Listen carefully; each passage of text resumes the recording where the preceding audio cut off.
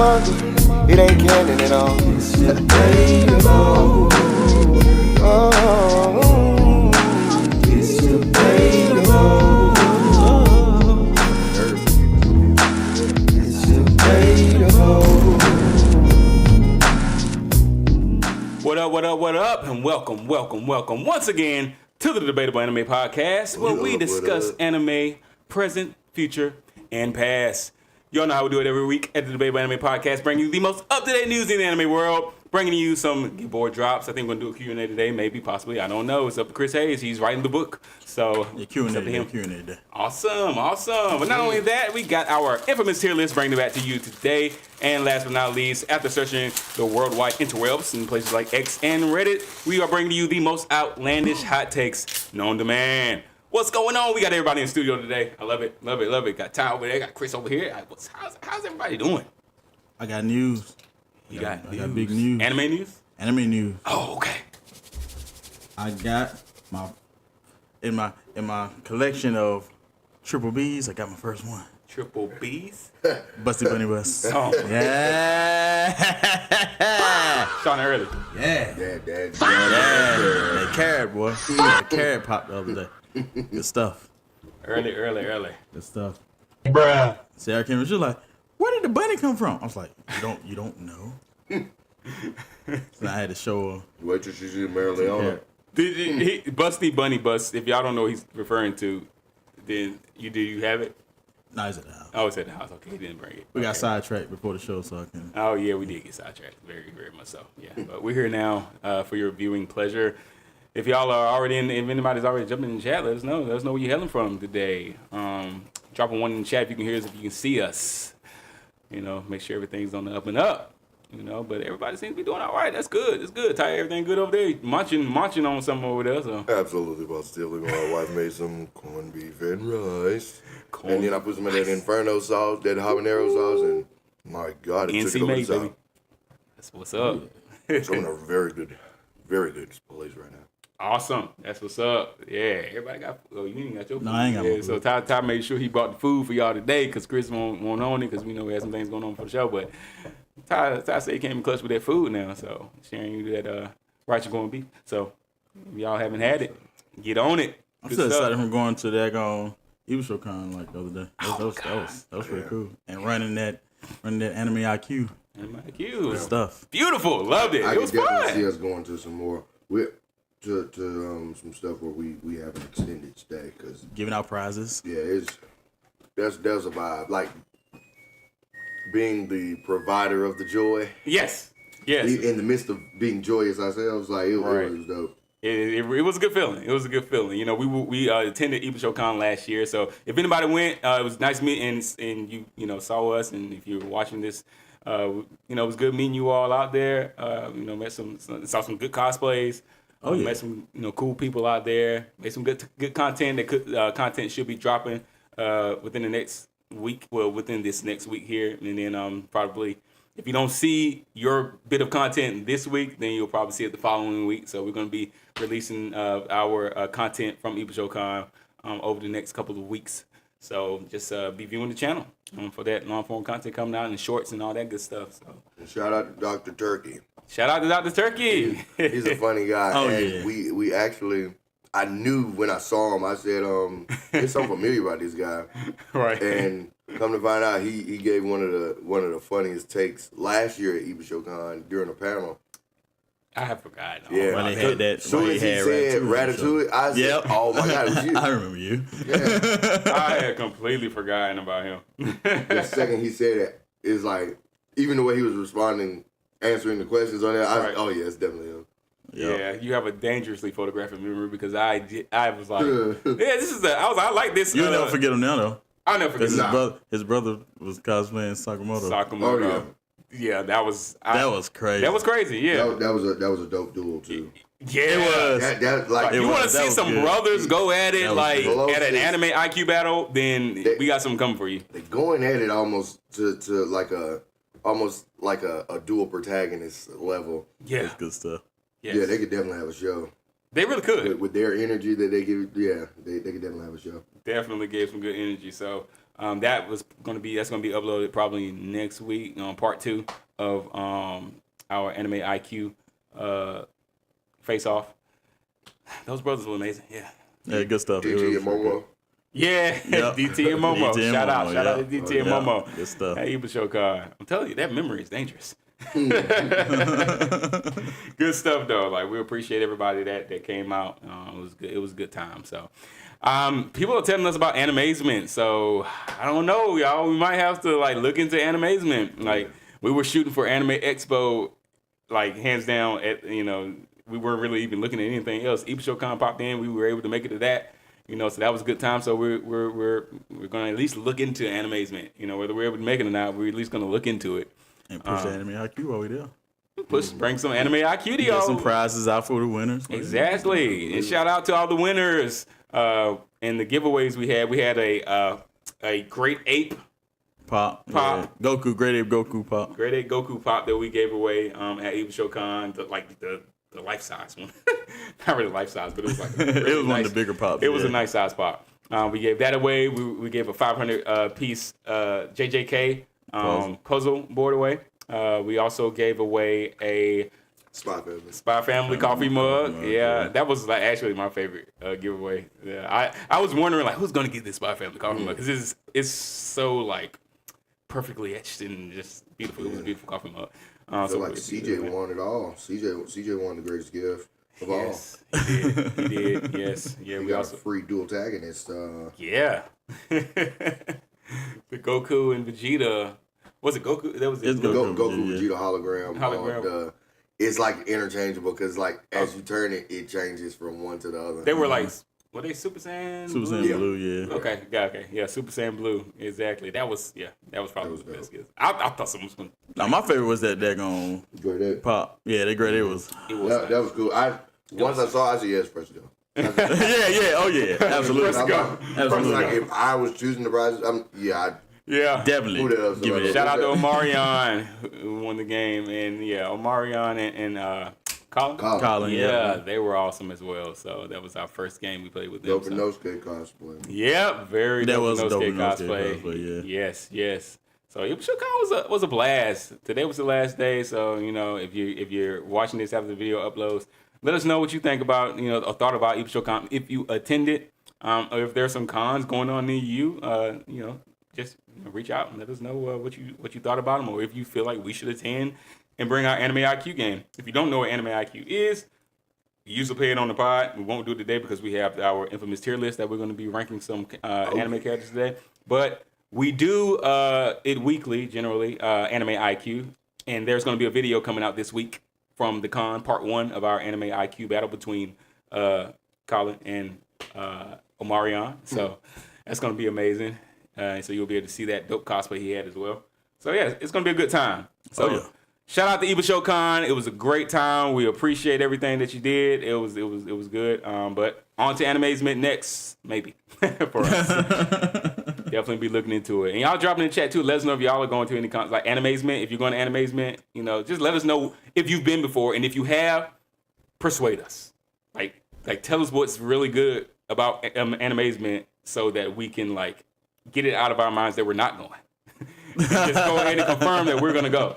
Because I really want to play Anime IQ at Animazement, but we need y'all help actually pushing us. We need that push. Give us some ideas for some giveaways too. Exactly. If you just like winning free, who doesn't like free stuff? Come on, let's be honest. Who doesn't like free stuff? Free anime stuff. Okay. Right, give us some ideas for some giveaways. As we said, we gave away a Great Ape Pop. We gave away a 500-piece puzzle set for JJK. We gave away a Spy Family. Looked like it was hand-etched coffee mug. It was beautiful. And we also gave away a hologram. Dual tagonist Goku, Vegeta, Super Saiyan Blue.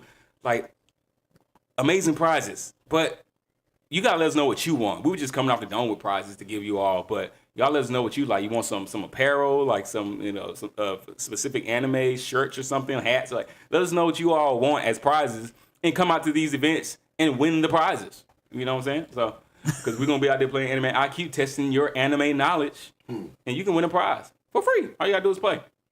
All right. So now that those preliminary things are out of the way, today we're gonna be talking about something very important. We've been getting down into talking about, like, over the past few weeks, just anime and its effect, or the effect of really social media on anime is kind of where the topics of conversation really have been, and they all pretty much lead to one question and one reality, and that reality is that anime has changed, right? Whether you believe it's for the better or worse. If you were old head, if you like into 80s, 90s anime, grew up on 90s, 2000, early 2000s anime, like that's old gen now.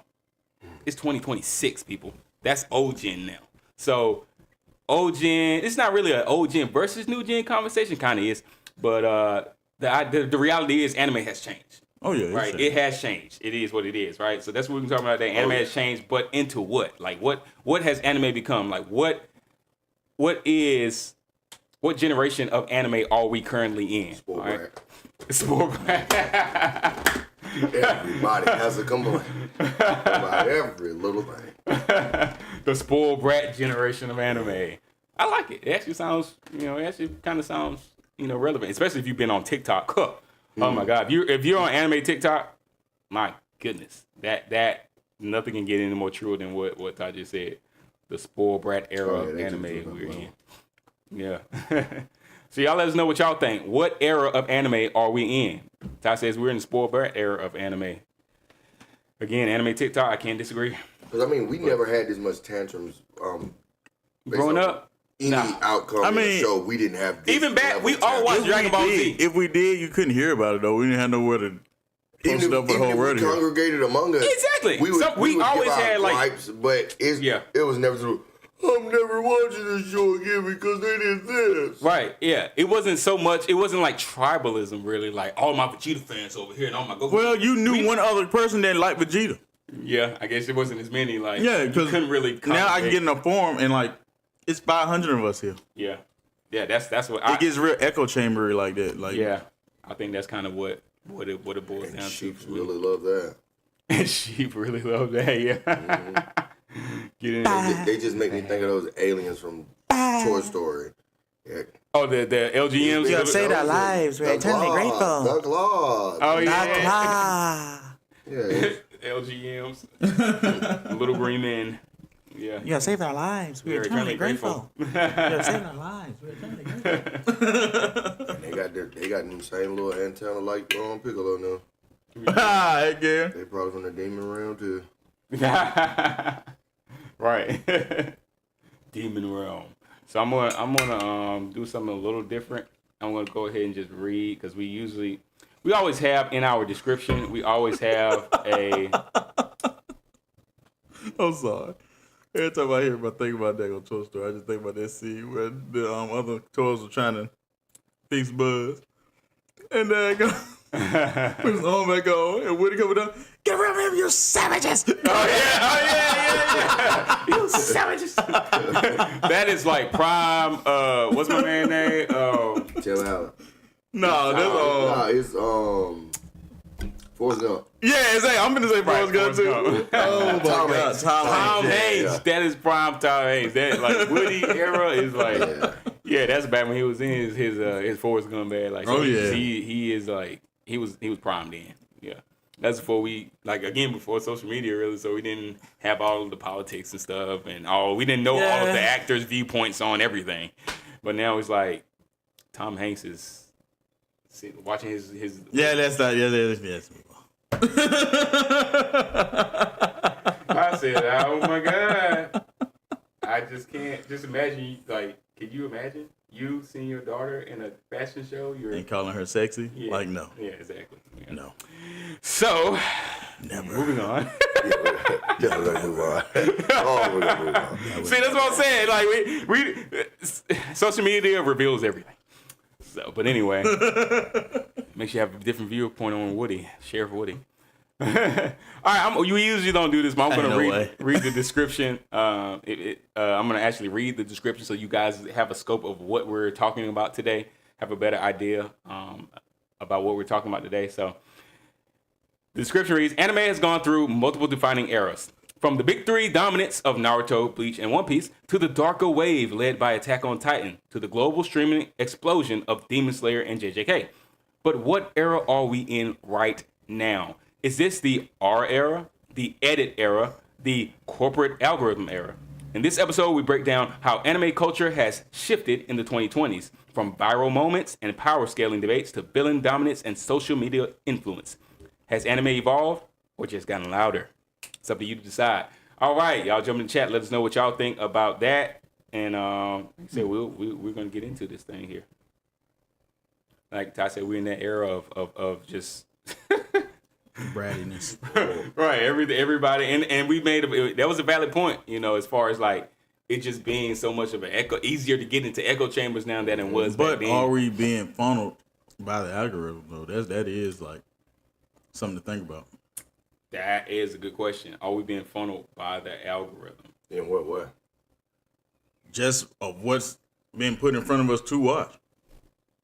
See, and that's why I say, Like, I always point out that there are a limitless genres in anime there are. because it's like, Just like you put me on Ube Block.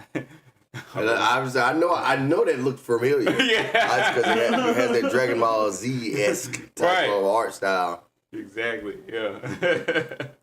So like some you really like nobody knows about that. Like it's not like a mainstream. Yeah, and I love a good hidden gem. Yeah. Yeah. So the algorithm definitely didn't. I guess if you're. Well, no, the algorithm didn't push you there. You were likely just on Amazon. I was watching an actual like a show with real people on it. So real people on it. It had nothing to do with anime. And then I said, well, I heard that Prime does have anime. Right. Let me see what kind of anime they got. And I saw a couple, and I was like, okay, I've seen some of these. Like, so they just grabbing the popular ones. And then I saw that, and I'm like, I've never heard of this before. Ube Block. Let me see what this is talking about. I barely can pronounce this. What is this? Enjoyed myself. Yeah, it's pretty good. I'm only on like episode 5, but it's engaging enough for me to continue watching. So you got to the point where they explain like what happened to him? Yeah. It's pretty messed up. Yeah, it was very gruesome. Like, because I just don't understand. Like, I still haven't figured out like really why.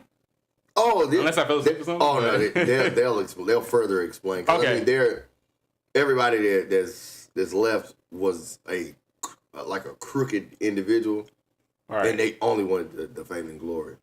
Gotcha. Okay, that kind of makes sense. Really. So as long as they got what they were after, it didn't matter who the casualties were, including the half of their team. Yeah. It's just really messed up. Yeah, if you haven't watched Ube Block, it's one to check out. You know, the story it's kind of a quicker pace. Like it's not really. There is more depth to the characters, I believe, but it's one of those that you can.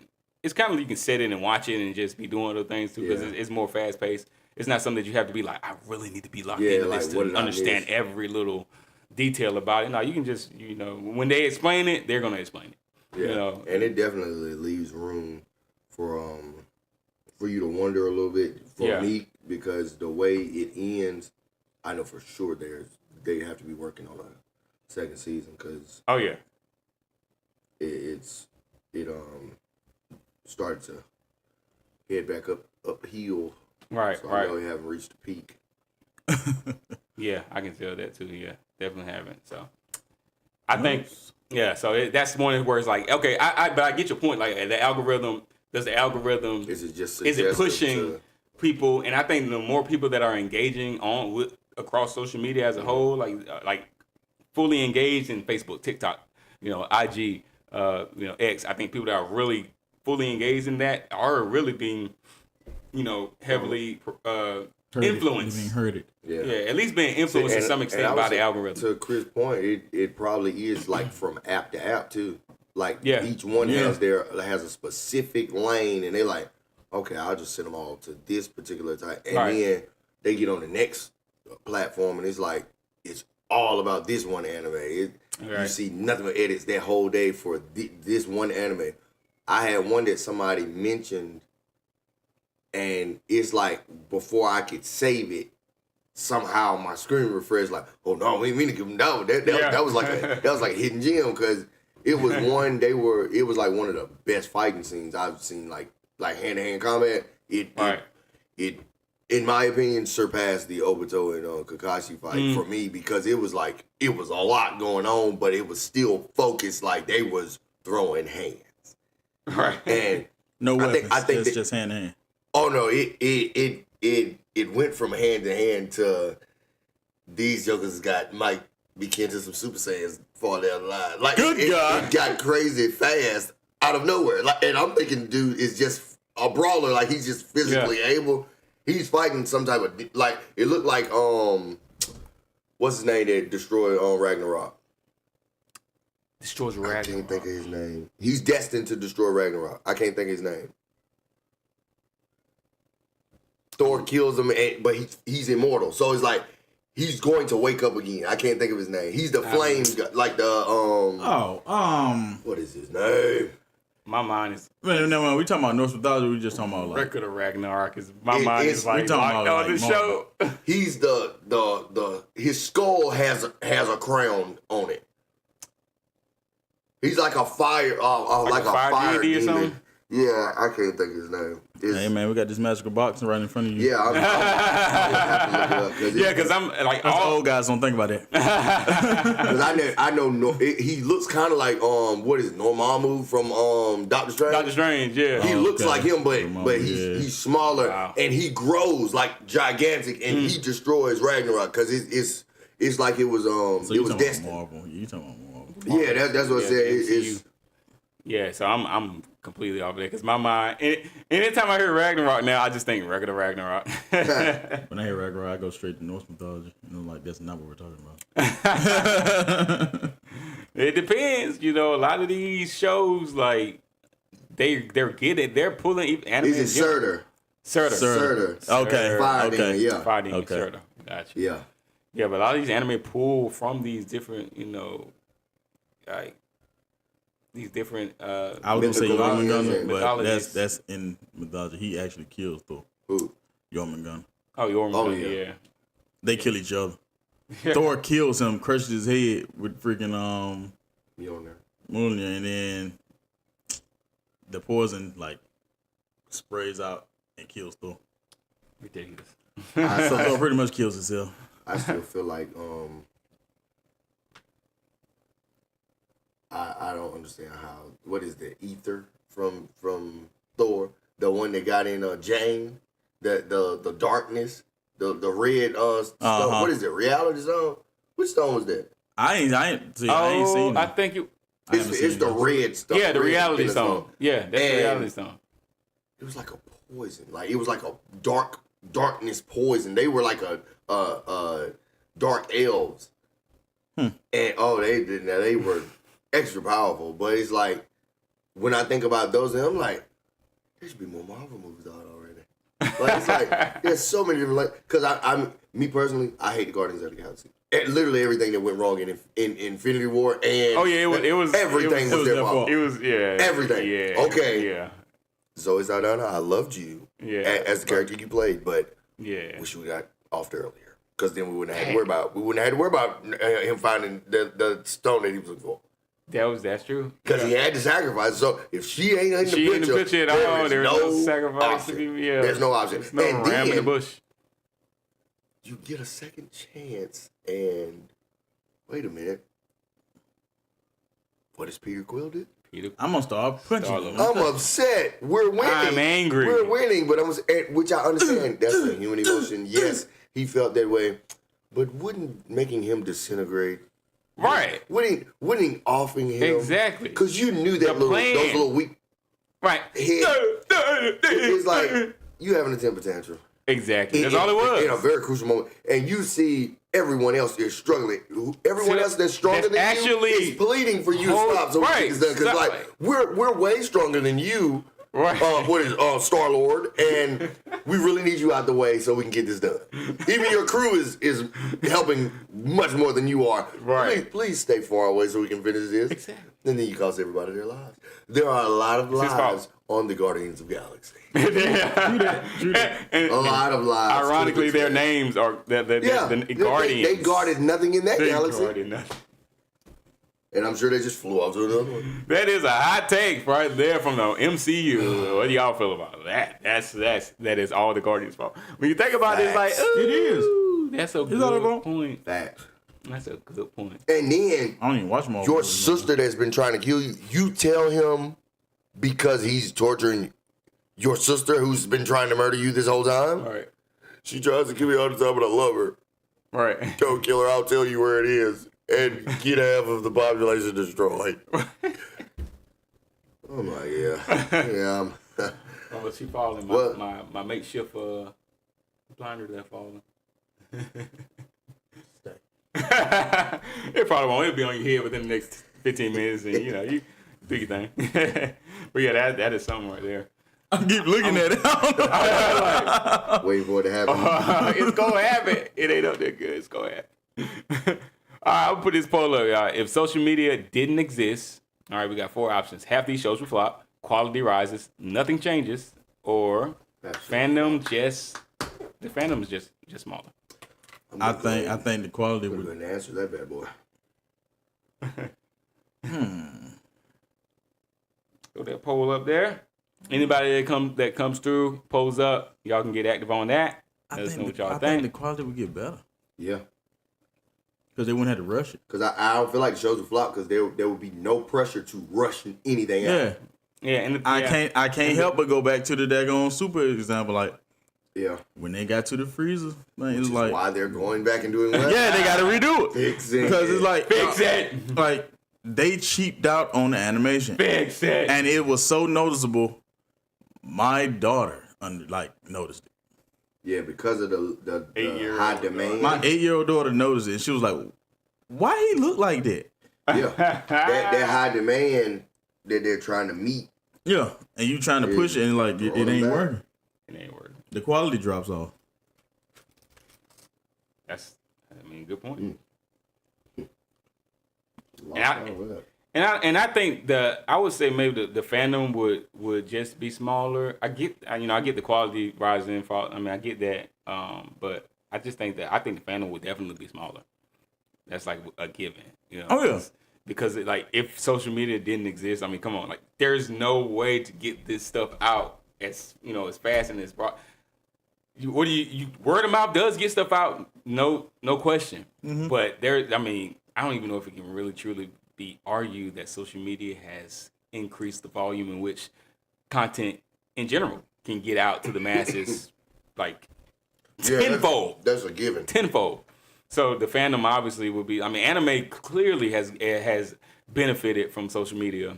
Hands down. So fandom being smaller is to me is like an automatic, a given. But yeah, I definitely see the quality. You saying that the quality will rise. See your point. It shows wouldn't flop because then we have to look at OG anime, Naruto, like a big 3. Go back to the big 3. Nobody calls the OG and A flop. Right. That's why they still talking about them. Exactly. Let's throw 100 but they alright. They alright. Oh boy. What y'all thinking about that? But yeah, man. Hot take.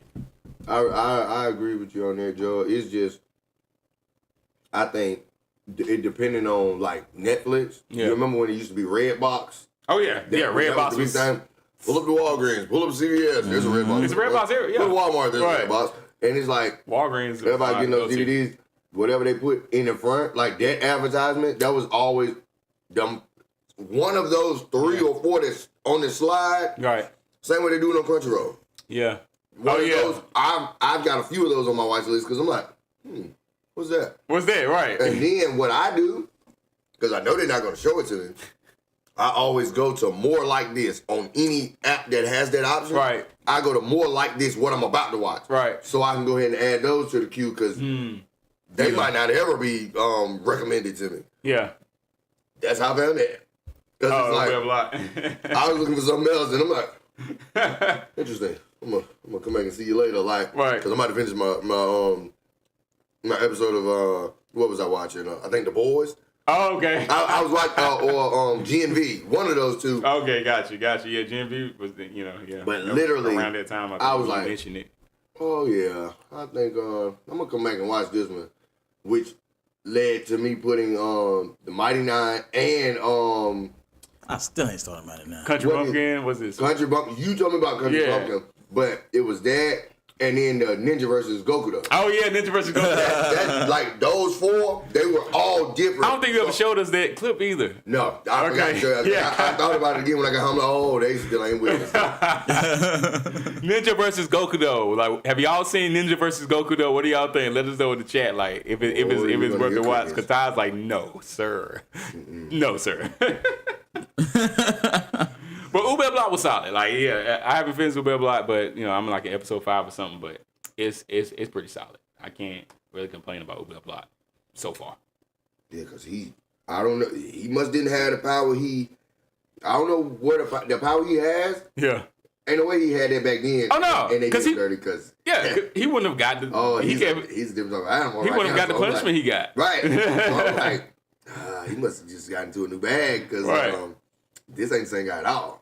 But when they got off, you be like, oh yeah, I expected him to die Solo Leveling style, but yeah, because he was a weakling as far as they depicted him. Right. But that's no way, shape, or form the same guy. Right. We got a question up as well. This isn't the poll. Jump to the poll if y'all just coming into the chat. If y'all just looking at the poll, if social media didn't exist, half these shows would flop. Quality rises, nothing changes. Fandom just smaller. But we also have a short that we just posted like a couple hours ago that's going crazy right now. People are commenting on it. And it's basically a question. Would you rather watch old gen or new gen? And the two that are up for debate are Naruto and Demon Slayer. So which one would you rather watch? Old gen, new gen, in that poll. Check that out after we finish the podcast. Go over there in our shorts and check that out. It's live right now. So I guess what do y'all think on that? Me personally, I was never the biggest Naruto fan. I watched it. Same here, but I can say Naruto for the development of the characters in Naruto, but I hate to say Chris is saying more because Chris is an art guy, so he's gonna go for the affordable quality. Yeah. Like he's going for affordables, obviously. Like they're not gonna miss as far as a graphic pleasure. Like they would have to come back and redo amazing. Naruto, kind of like they're redoing the Super. And that's what I said. If Naruto got the art buff that the rest of them get, come on now, right? All of those moments in Naruto amplified. I'm thinking about it right now. Like, because you think about this Sasuke. I'm playing in my head. Yeah. Think about the Sasuke retrieval arc and the stakes that were. I feel like the stakes ain't the same in Demon Slayer because it's like, they dealing with one faction, but you got other clans and stuff that's coming after you in Naruto. It's like it's more to worry about. True that. And then I would love to see Hashirama with those level graphics. Yeah. Hashirama getting his back and him on Madara. Come on now. Right. And that's crazy. And that's kind of we're new to this. Says the blanket looks unstable. The bar fell when I put it up earlier. Good luck, Chris. Oh, it's a setup. It's a setup. It's a setup. Oh my God. Hope you have insurance. Yeah, my take on the Demon Slayer versus Naruto, because I haven't finished Shippuden, I would probably go Naruto just because I haven't fully finished it. So it's like I need to finish it in order to have the best, to make the best decision on that. But one of them, I'm caught up in Demon Slayer all the way, so it's kind of not fair. Because easily I'm like, oh God, I love Demon Slayer. I've watched it all, but I need to finish Naruto in order to have the best answer on that. But so that's one reason I would say Naruto. Also, because Naruto as a protagonist, don't hate him, but the loud mouth protagonist really isn't my vibe. So I'm more of a fan of Tanjiro as a protagonist. But power level, and the way the powers and everything is utilized, I like chakra better than the breathing. I do like the power system in Naruto. So that's another reason I would go Naruto. breathing is I think it's very unique for swordsmanship, a swordplay anime. That's what draws the audience in, because it's like, of course they said they're not really utilizing the ability. But for us to see as I've seen it, right? they is. Visually, yes they are. Yes, they are. when my boy Giyu says "Horde breathing 27 form," like, and I see the dragon going in, I'm like, that's real. That dragon is real. I'm like what's the syrup that you said, the line on the I can hear him. I can hear him. You can hear it roaring. that dragon, I can see him. I can see. Like them Beyblades back in the day. Oh yeah, the big beats. Like the daggone big beats, Feel that boy. little breeze coming out that arena. Heck yeah. It was real. Don't tell Quez I'm talking about real. Quez was sitting there. Go, Johnson! and the more you hear, you like, oh yeah, he picking up. It's sped up, see? You sped up. Did y'all see that? Did you see the sparks? Oh, he about to come up out of there. And then you had to make sure the beast picture was on the top. Oh yeah. Oh yeah. Oh God. Don't let me knock your chip clean up out of there. Right. Oh, because I'm gonna be looking at you. So you got a beastless blade. You might as well pick that up. It's over. It's over. Then somebody come out the back. Ha ha ha. Not so fast. Oh man. Now one thing I will say. Oh my God. I feel like our children, it's like, I feel bad for all of them. Like their whole generation, everybody might. They ain't got the spirit we had. They don't have childhood for real. They don't have childhood the way it should be. It's way different. Yeah. Like, no, because they got internet. but my thing, they got Fortnite. Once I got internet and all this stuff, and we loved video games, but we also love to be outside. Where real oxygen is. That's why we don't. It ain't a lot of us with asthma. No, ain't a lot of us. If you had it, you outgrew it. That was an age of you outgrow asthma. Like asthma, that's a child thing. You outgrow asthma. Yeah, you have. My little brother, he would have been the start of the generation, because me and my baby brother are 10 years apart. So it's like for him, I'm seeing him in middle school. He had asthma. When he started wanting to play sports, I took him anywhere I went. He was with me. That was my shadow everywhere I went. Right. You want to play basketball? He playing basketball with me and the big boys. Like, and next thing you know, he's just as tall as the rest of them. And he ain't wheezing no more, Mom. Right. He don't need that inhaler. For what? Now he plays on the basketball team. He's playing varsity. God has healed him through nature. Where we're supposed to be. That's why we have these children. Pop your titty out his mouth and stop babying him. I call it nurturing. I call it neutering. Oh, I gotta watch that this week. Oh man, you talking about a classic. All right. Let them boys go outside. Let them boys go outside. Eat dirt. It ain't gonna hurt them. Let them eat dirt. I promise. And that's what's like Sonny, perfect example. He used to fall, bust them knees up. Put some dirt on it. Straight up. And I laughed when I heard older people say that. Crap, don't worry. But it's like, it's the mental. It's like, mental, If I don't acknowledge the pain with you, it's like, no, we're tougher than what we've been. Right. And I'm like, put the dirt on. I bet you go. And it's gone. It's gone. Yeah. Now go finish having a great time. Right. And you never mention the knee again. Probably a couple years later, what about my knee right here? Oh, you fell a long time ago. Oh, no biggie. You walked it off like a champ. Didn't even need any comforting. Oh, no Band-Aids or nothing. It was all good. That's something else. But yeah, let us know what y'all think as well on that. Would you rather watch Ogen or New Gen? And the short is featuring Naruto and Demon Slayer. Let us know what y'all think about that. All right. We're going to go ahead and get into our anime news segment for today. Right. We're all ready. Let's get into the anime news. And as always, if y'all got some anime news that we aren't discussing that y'all want us to talk about or just want to discuss in the chat, then drop it in the chat. Let us know what's going on in the news world of anime. Here we go. Uh-oh. I heard it.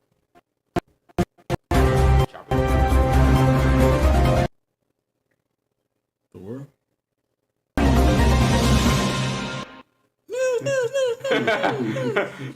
It's a laptop. It's definitely a laptop. It ain't gonna show up like that, but it's I don't know, the laptop being slow. I'm gonna have to like redo everything, but I just didn't have time to. Oh yeah. To do it before the pod, so it's okay. Yeah, it's got to be what it's got to be today. Laptop got the wrist. Good guy. It's having issues. All right, so.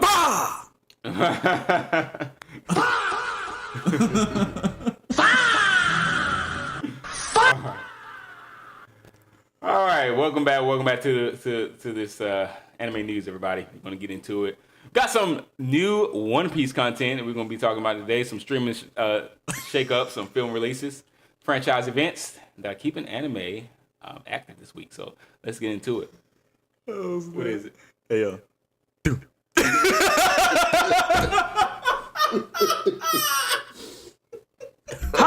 Oh, Joel, if you had Call of Duty. When I say... I'll go ahead and give it to you because seems like it's Insider. Oh my God. Like, when I say, as grown men, we cried on Call of Duty last night. We laughed till our stomach. I'm pretty sure Aaron's stomach was bleeding. Oh yeah. He couldn't. He laughed into silence, and the laugh came back about 10, 15 seconds later, and he was still wheezing. Gracious. And you could hear him sniffing like he had just cried his eyes out. And he's like, dude, I couldn't take a breath because I couldn't stop laughing. And every time Chris made that noise, it's like it would reignite him. He getting killed. Man, I'm sorry, man. Like I'm trying, man. I can't breathe. Like it's a story behind it. Like, that joke. Oh, we'll fit it in. You'll understand. Yeah. You gotta see it to understand. I guess it's not child friendly. Oh no, it's fine. Oh, okay. It is. Basically, it's a story that a woman said that R. Kelly had her locked up in his held hostage, and Aaron showed us a picture of her. Of the girl. Oh boy. Oh boy. She got. And the story seemed more like he might have been trying to evade or yeah, she was holding him hostage. Like it looked more like Goblin Slayer. You see? Yeah, it was what is it called? Was Snuffleupagus? Yeah, right. So, look like Snuffleupagus and Tracy Morgan had a. So I said, "This what she look like." Like a carpet bar. Oh my God, really? And then Aaron said, hell no, I was like, no, she's like a carpet bar. They got caught. I said, she's like a carpet bar. They got caught in the forest fire. Aaron said, this is my home.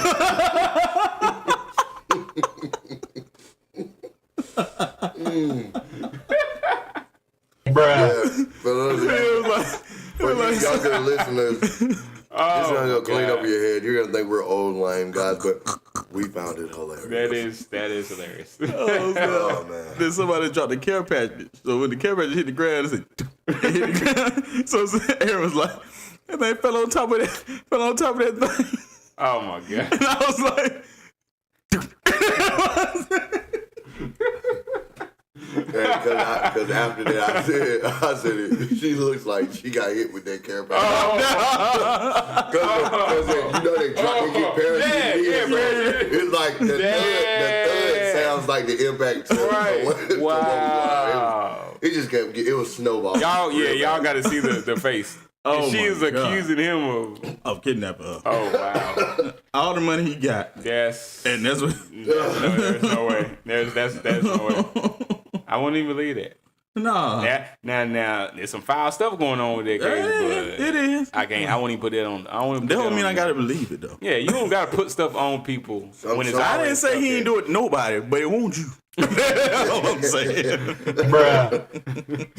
Yeah, that's just like you ain't gotta put stuff on people when there's already stuff to put on. Like, there's already stuff out on chaos. Yeah, I think they piling on in the worst way. Like that man already in button, or you leave that man alone. I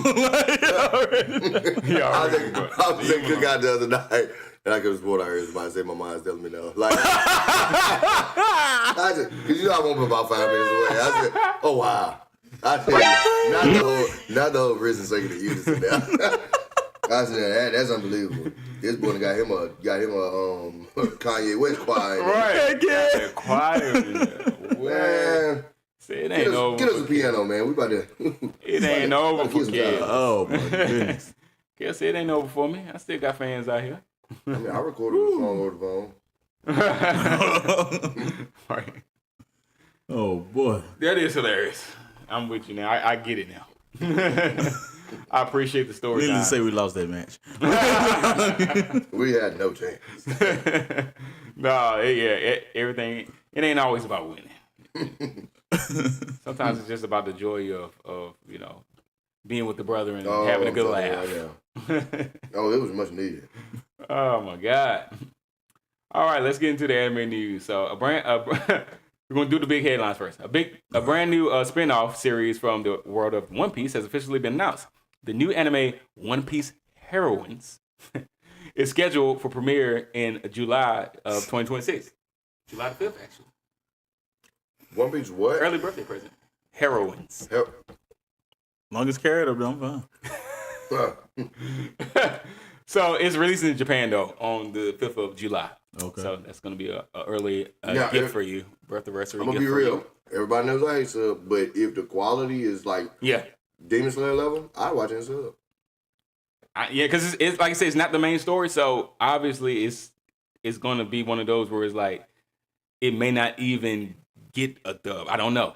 I don't know. So it's kind of like the One Piece Japan Japan exclusive. Yeah, something like the what is it? One Piece fan letter. Oh yeah, okay. It's just I watched the sub, and it's extra content for One Piece. So I'm like, I don't mind even if they don't dub it, I don't mind.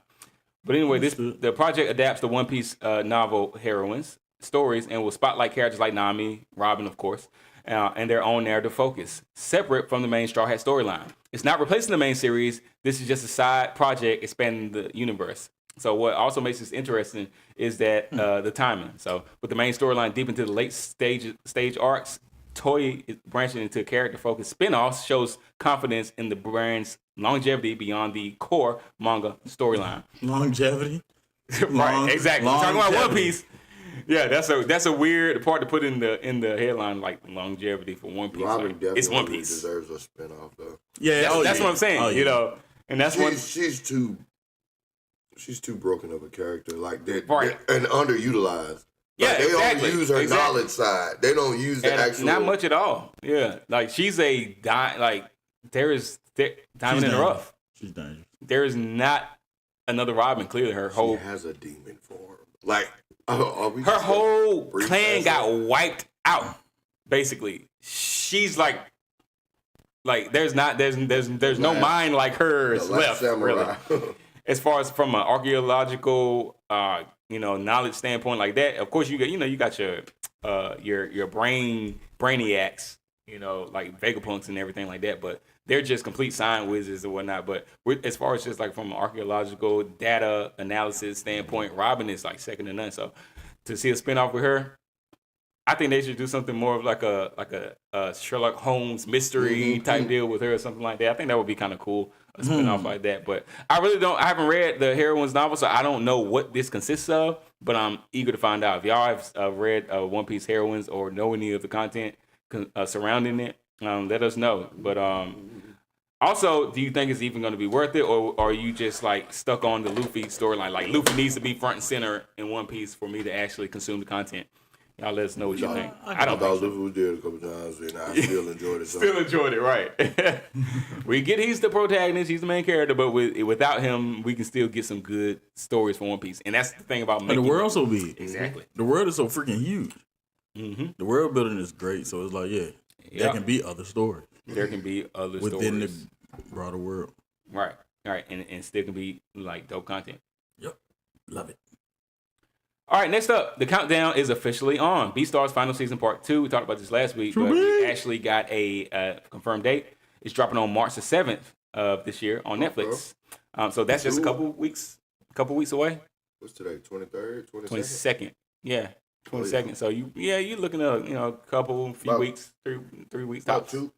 I think it's 2 weeks. 2 weeks, yeah, because it's on 28 days. Yeah, a couple weeks. Maybe this is the last week of February. Yep. So that's not bad. Couple weeks away. Everybody. So this, of course, as we mentioned last week, this is the conclusion to the Legacy story and one of the more mature. You know, I ain't never know how to sneeze properly. One of the more mature. I would say so.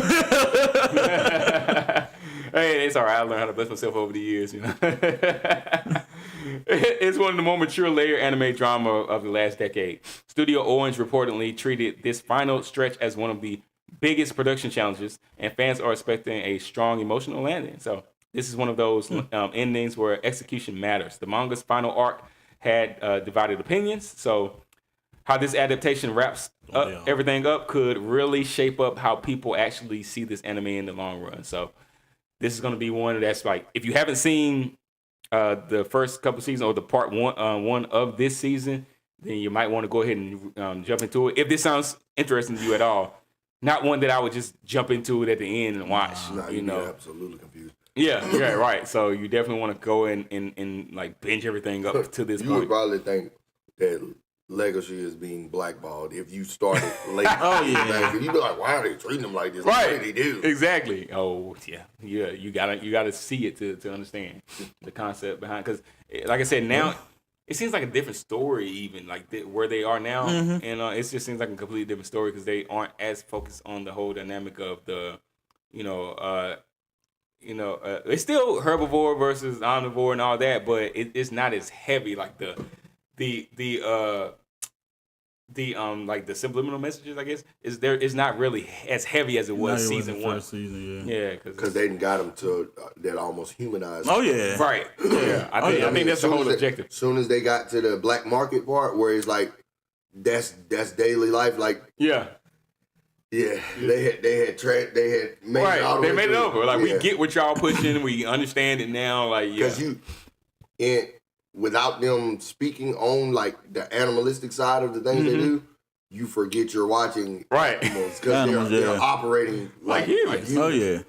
Yeah, and it's like, Legacy, like I kind of can resonate on some levels. Then you realize it's like, oh dang, I'm talking about a wolf. Am I a dog? Am I the dog they said that I was? But like this, I agree with Legacy. All I care to see is a triple B.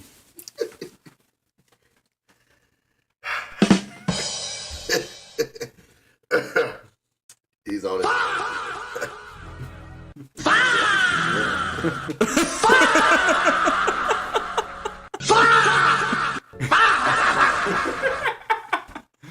Oh, he is on it tonight. Oh my God. What are we gonna do with this one? Chill, dude. Insane. You see that's what oh yeah, it looked like the Arctic over there. Yeah. Look like a continent over there. Yeah. So the Quagmire gonna get it. Bruh. Oh, Quagmire. Quagmire.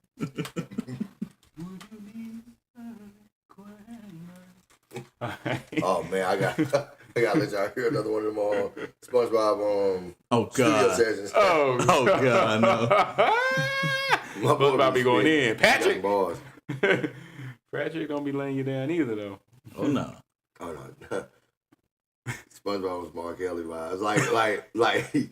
He really and it's, I think it's the, you remember that song Best Time to Wear a Striped Sweater? That's the one. He going in. Oh boy. Okay. All right. It was hilarious. Yeah, let's get that one. Oh yeah. He always have his crew backing him up, the background fish. Oh yeah. The background fish. Oh, we going in. Right. I'm just waiting for my guy to pop up on one track. My leg. I'm gonna be all set then.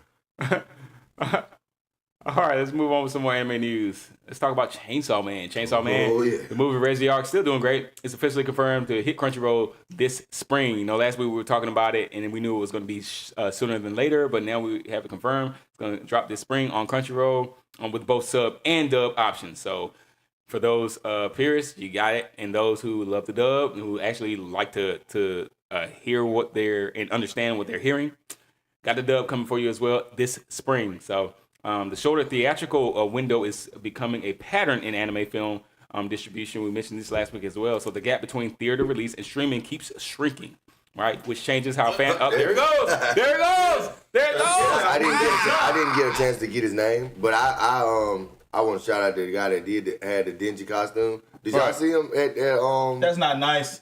At the, I didn't. I missed him. he had like Chainsaw Man. Yeah, he had the. It looked like he had an actual chainsaw that he had customized into it. What? But it was a helmet. On his head. No, he was holding it. And I saw the bottom of it. I'm like, that looks like an actual helmet, and that was probably the most realistic. Like if they did a live action, they would need to do it that way. It would have been like that. Wow. Like seeing it in person, I was like, oh, that is crazy. I know that took some time. Is crazy. So shout out to him. Wow. Yeah, that's. I missed that one. I wish I would have seen that one. You probably can go like the Tommy the Green Ring. Like he's posted up all over YouTube already. Yeah. So the Chainsaw Man, that one has to be there. So I'll probably have to go check that out after this to see if it's up there. Got it back right. Our frame is looking, our color and everything's looking good. All right, but yeah, that time frame of streaming from theaters to streaming that window is shrinking, and that's changing how fans are deciding to watch the shows, which is it makes sense, but I don't know. I think if you're going to go, you've already made up in your mind when you get that date, that theatrical release date. Yeah. You've already made up your mind. But for those who don't, I guess they're like, I can just wait.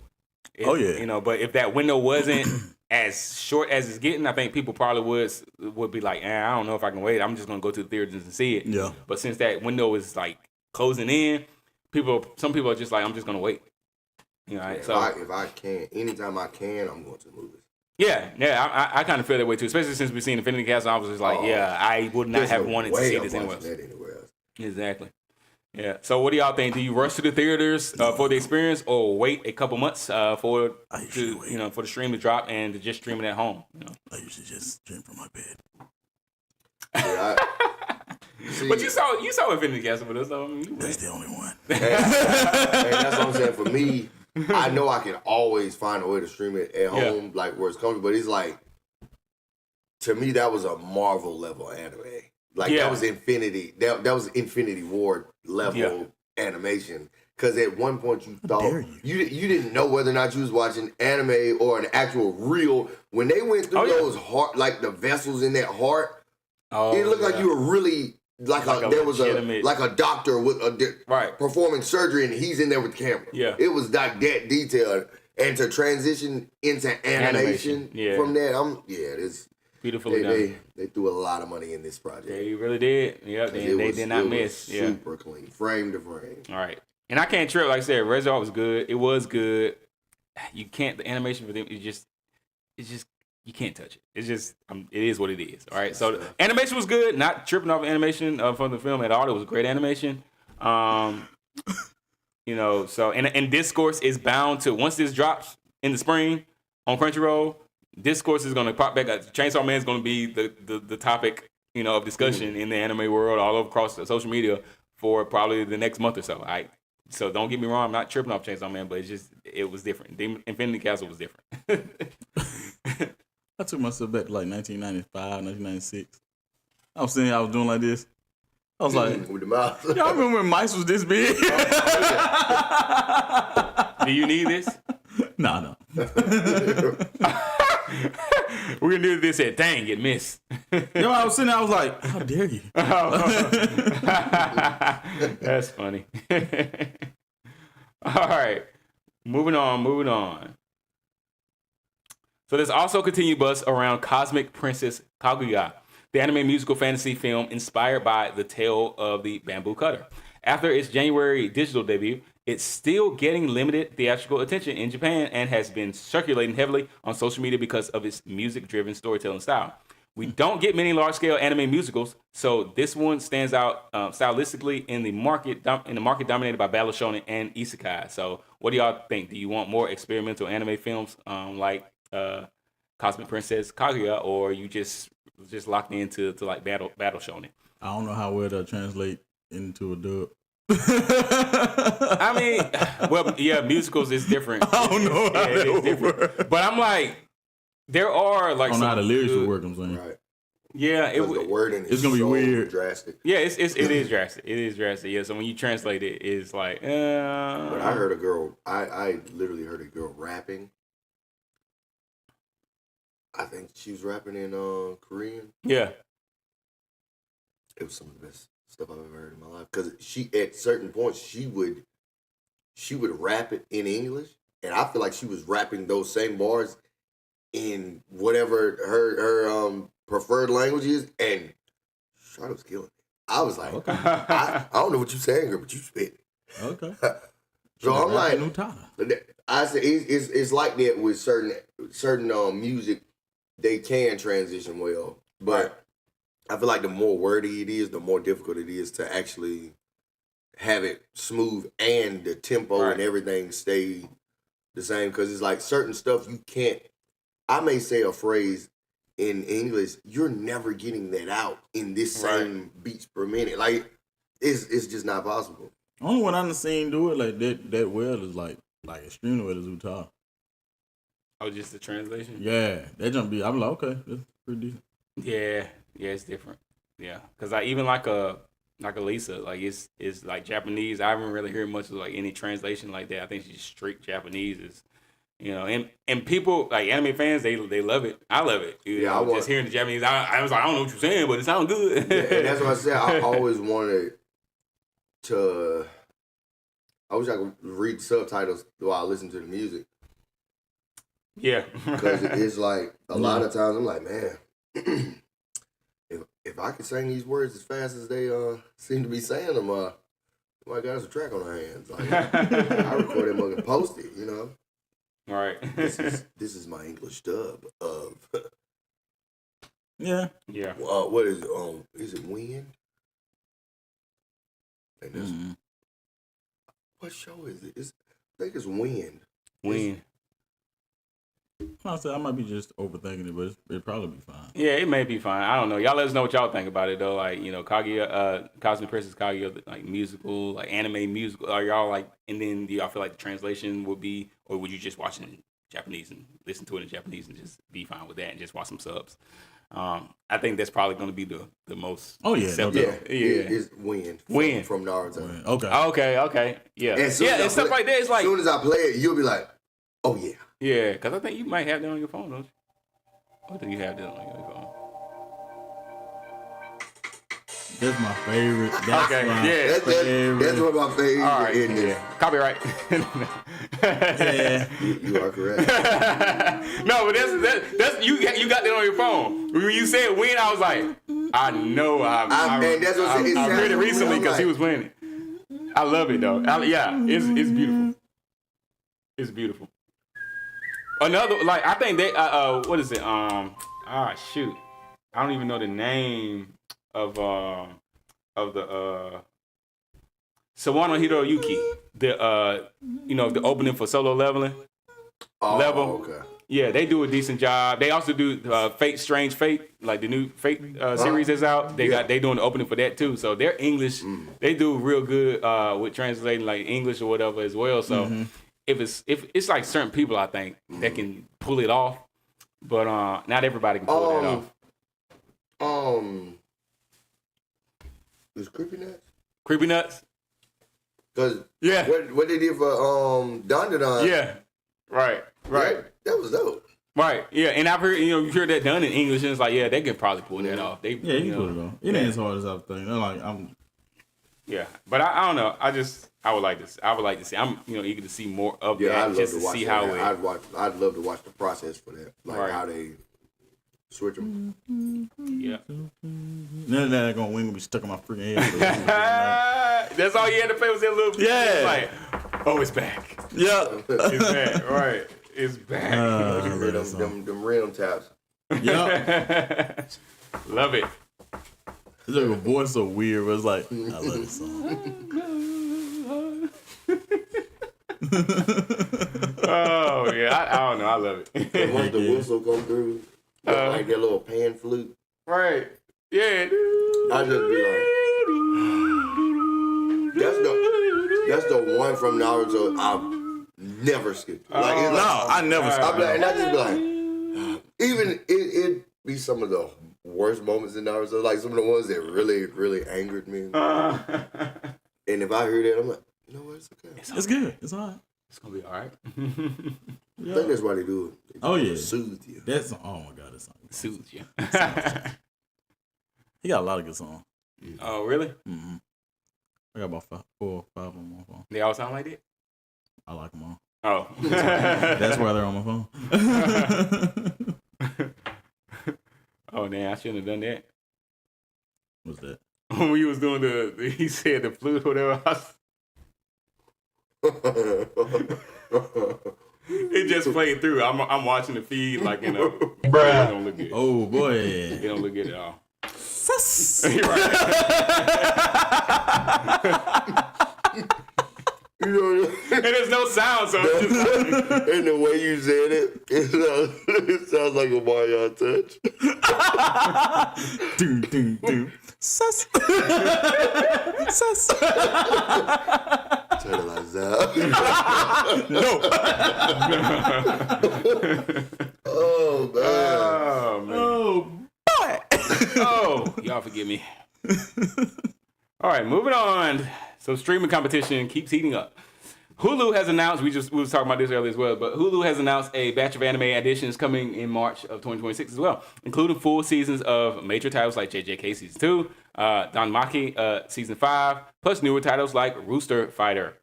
This is another sign that anime isn't locked to one platform anymore. Netflix, Crunchyroll, Prime Video, Hulu, everybody wants a piece of anime audience, so we're officially in the multi-platform era. If we didn't know what era we're in, that is one era that I could actually agree with, that we're in. Multi-platform area. Oh, yeah. Everybody wants a piece of anime. Oh yeah. Like, it don't matter what platform it is, there's going to be some anime on the platform. I know Tubi got it. Tubi got, Tubi. I mean, like, I don't think it's one platform that you can name that really doesn't have a section or like a category like that is dedicated to anime. I wonder if Disney got any of that. Well, you know, Hulu do. Disney partner. Then they partner. Disney and Hulu got like Disney Plus, the Yeah. the Hulu Plus package, yeah. right, because that's how they first like advertised for 1,000 Year Blood War, was like on Hulu and Disney. Oh, Plus okay. they advertised Well, Disney's 1,000 Year got Blood it. War. Yeah, so it's like, and that's when I was kind of scared, because I was like, they're advertising Danmaki. Bleach 1,000 Year Blood War. Stilo's hype about that Danmaki. Come on, talk about it. Talk about it, Stilo. Talk about it, bro. We definitely. Let's talk about it, brother. So yeah, if you like, definitely getting that on Hulu. So if you got a Hulu account, we definitely gonna be getting that. But yeah, so when they first announced 1,000 Year Blood War, and like I saw the Disney, they did the little Disney symbol thing, and then it was like Bleach and Ichigo. I was like, hold up, what's going on? Wait a minute. Don't tell me Disney about to get a hold of my Bleach. Turn it on. Because I don't know how I feel about that. Do not know how I feel about that. But yeah, so y'all let us know what y'all think about this. If y'all agree that we're in the multi-platform era. For sure. And name some other, let us drop it in the comments in the chat if there are some other platforms that have introduced anime that we haven't talked about. All right, so My Hero Academia fans. A Hero Villain Fest pop-up event launched this weekend, featuring new promotional art and exclusive merchandise tied to the ongoing Vigilantes anime adaptation. So even when the main anime isn't airing weekly episodes, franchise activity like this keeps the fandom active and spinning. So, My Hero. My Hero. So y'all let us know what y'all think about that. So My Hero, I mean, it ended, like a couple months ago, and it's still, creating buzz, still staying in the media. As much as I hated it, still standing in power. the ending. Say what? As much as I wanted to hate My Hero as a whole, Yeah. couldn't do it because I love the ending. Yeah, I didn't hate the ending. I was I love how they did the way they reacted as far as the readers and everybody about how it was going to end. Yeah. I'm like, the anime was that let me know some people are just delusional. right. Like, and I don't know. I still haven't looked at the manga exactly how it ended. I've seen some parts. And me personally, I don't care because I don't care. the anime ended very well. Right. Now they did. I know they did, like the scene where everybody's coming through the portals to help Deku. Like I know they pulled that from the manga, but and that was I get it was a little like okay. I people just didn't expect it to end that way because they were probably expecting a common Deku. It pretty much was like Infinity War. Like when 100%. when they called everybody through the borders, it's like hey, backups here. Right, Class 1A assemble. Right. Literally, that's the only line that's missing. And oh god, and freaking Pop Off was the one to speak on it. I was like, wow, out of all the people in the class. That's what made it funny because it's like we're here for you, Deku. Right. I was like, shut up. But it was a great moment. You don't pop back into that portal. You don't pop back into that. Joe was over like, somebody killed him. Right, exactly. He was like, if it falls on him, it's okay. Like, yeah, it'll be okay.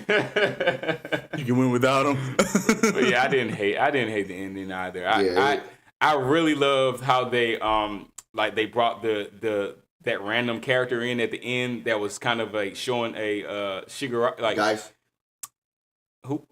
Oh, the boy that was that little boy. The grandma that grandma came and she pretty much stopped. Yeah. It was like, okay, if someone had done this for Shigaraki, she cut it. Like her love and compassion healed him on the spot. Like, it's like that's how close people are to becoming insanity or going straight and narrow. Right, and they was showing it in real time. Like the boy was like, "No one cares about me." No, and everybody was just walking past him like, "What in the world's going on with this kid?" I was like, "Oh, we about to get another Shigaraki on our hands. We about to get another Shigaraki." I agree with Stilo. He just said that's 0 for 2 for readers with endings. He said AOT and MHA endings were great despite the hate from readers. Readers just have this weird bias where it's gotta be everything I read has to be played out. Come on, bro. Yeah. Majority rules. Come on now. You got the bulk of it. Yeah. Be satisfied. Yeah. But it's like there. And I don't know if that was an manga to read. Right. You don't like this? Hey, choose another. Choose another. Because we all of us anime watchers and consumers, we love. Exactly. I didn't hate it. Like I said, that I get it a little. It was a little cheap. I love an uncomfortable ending, me personally, but I love the fact that everybody that he felt like he was no longer could be associated with is reaching back for him. Like, come on, we waiting on you. We waiting on you, right? I was like, that was fire, right? There. It was it's like they could have went on with life because he's quirkless now. Right. He's for real quirkless now, right? And it's like, and I'm glad, like you're with us, like you are a team, like. Like, that's who we are. What it is. And I'm glad they didn't show like their future exploits. Like at the end, they were showing what they were. I'm glad they didn't show that until after All Might like gives Deku. Yeah. Like he comes to him who's like, yeah, we've been working. All of us have been working on this. Everybody put their money and I guess into this suit. So I guess All Might tested it out for him. That's pretty much what he was doing. Right. He was doing the beta test. Yeah, he was beta testing. Oh yeah.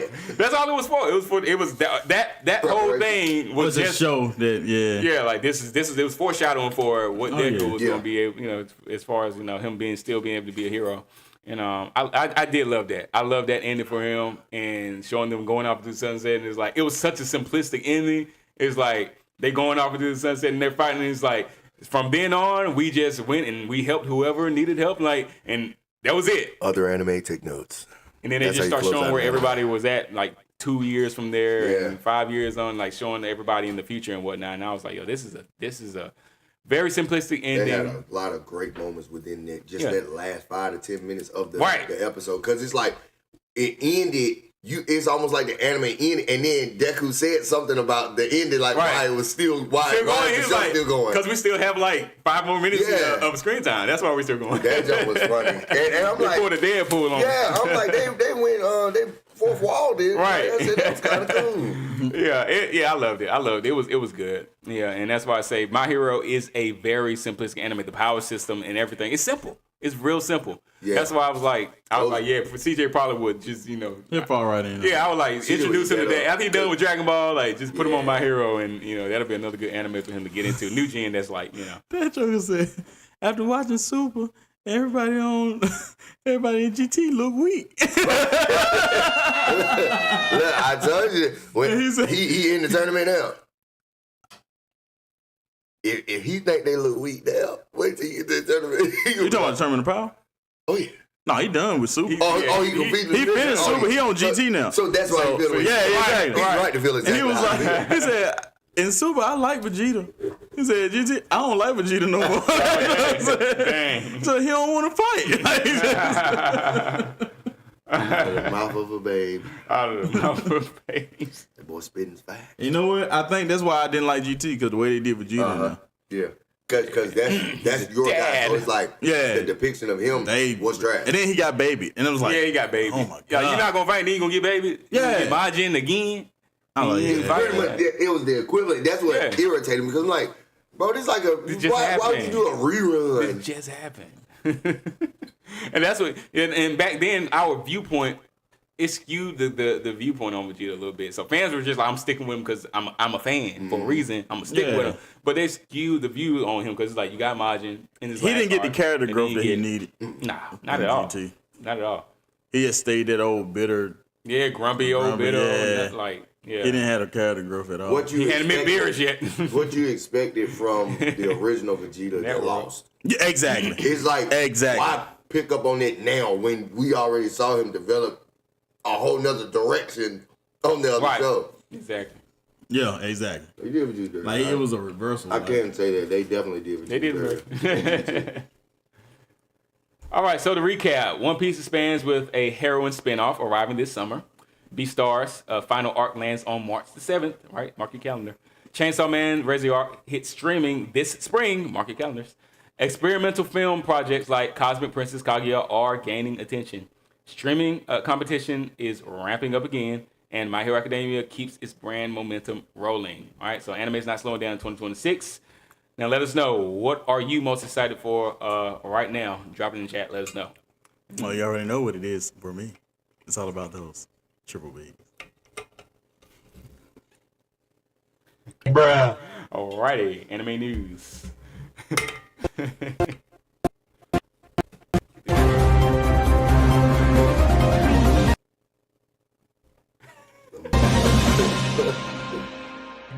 News. I don't know what to do anymore. Question mark. You know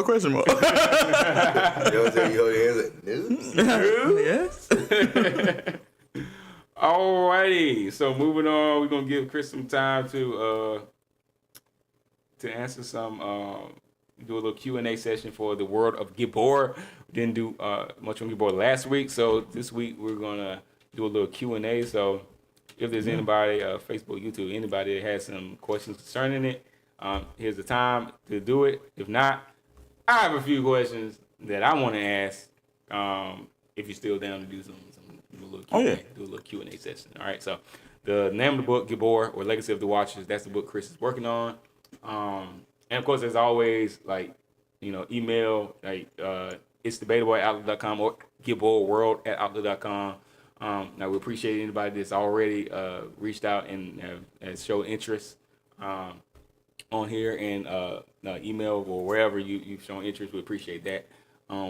Stick with us. Book's still gonna be coming. All right, at some point.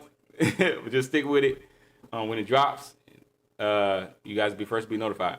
Even the short stories, when the short stories drop, which will be a lot sooner than the book, of course, then you'll be the first to be notified. All right, but either way, all right, a few questions that I have. One question being, and if it's going to be too much of a spoiler, then you can't disclose it. Yeah. Because I feel like that's why I'm trying to think of new questions. Because all of mine is like, those are probably big time spoilers. Like, right. I love to be spoiled, so it's like, I know you don't care. Do your worst. But I guess for the reader, and I'm still gonna watch it to its entirety. Right, same thing. Yeah, I'm still gonna read because I've read some of the book already that some of the fans and stuff out here have not read. Obviously, but see, Joe's consuming and reading, and he's not being sassy about it. No, not at all. Because when they make it to a live action or animation, he doesn't. Well, this ain't quite like this, ain't it? It ain't fair. What are they doing? That's my job. That's your job. Yeah, your job to be grumpy about it. Yeah. Oh, Chris, that's for the whole of us. All right. He'll make sure he gets nothing. So there is a beast in this book. All right, that we've been doing the beast share for a while now. Okay, y'all, and there is one of the monsters in the bestiary was based off of an actual cryptid, I think, that was based around, like, centered around North Carolina. All right, that's where we hail from, North Carolina, NC. If you didn't know, NC. Appalachians. From the Appalachian Mountains, right? So my question is, I can't even remember the name of that thing. Wampus cat. Wampus cat, yeah, the Wampus cat. All right, that thing looks like a Umbreon or something like that from Pokemon, like a evolution is what it looks like. Is what it looks like, in my opinion. The concept does kind of look like an evolution. Right. And also, if y'all want to, if anybody out there wants to get the bestiary or the profile so far that we've done on the bestiary, reach out to us. We can send that to you as well.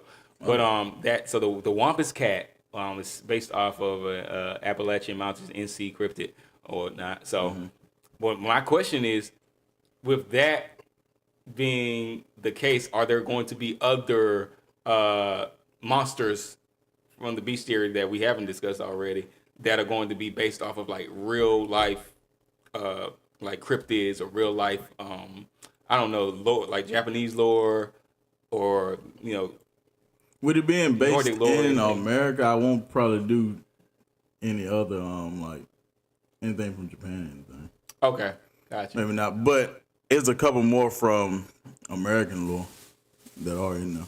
Okay, that just we haven't talked about yet. Yeah, we just haven't talked about. I haven't disclosed them yet, but yeah, there are a few more Got you. Okay. from okay. actual lore in different regions of the U.S. Well, one question I have is, as far as all of the monsters and entities that we've learned of so far, are you gonna have like all the ones that have been mentioned so far in all these short stories?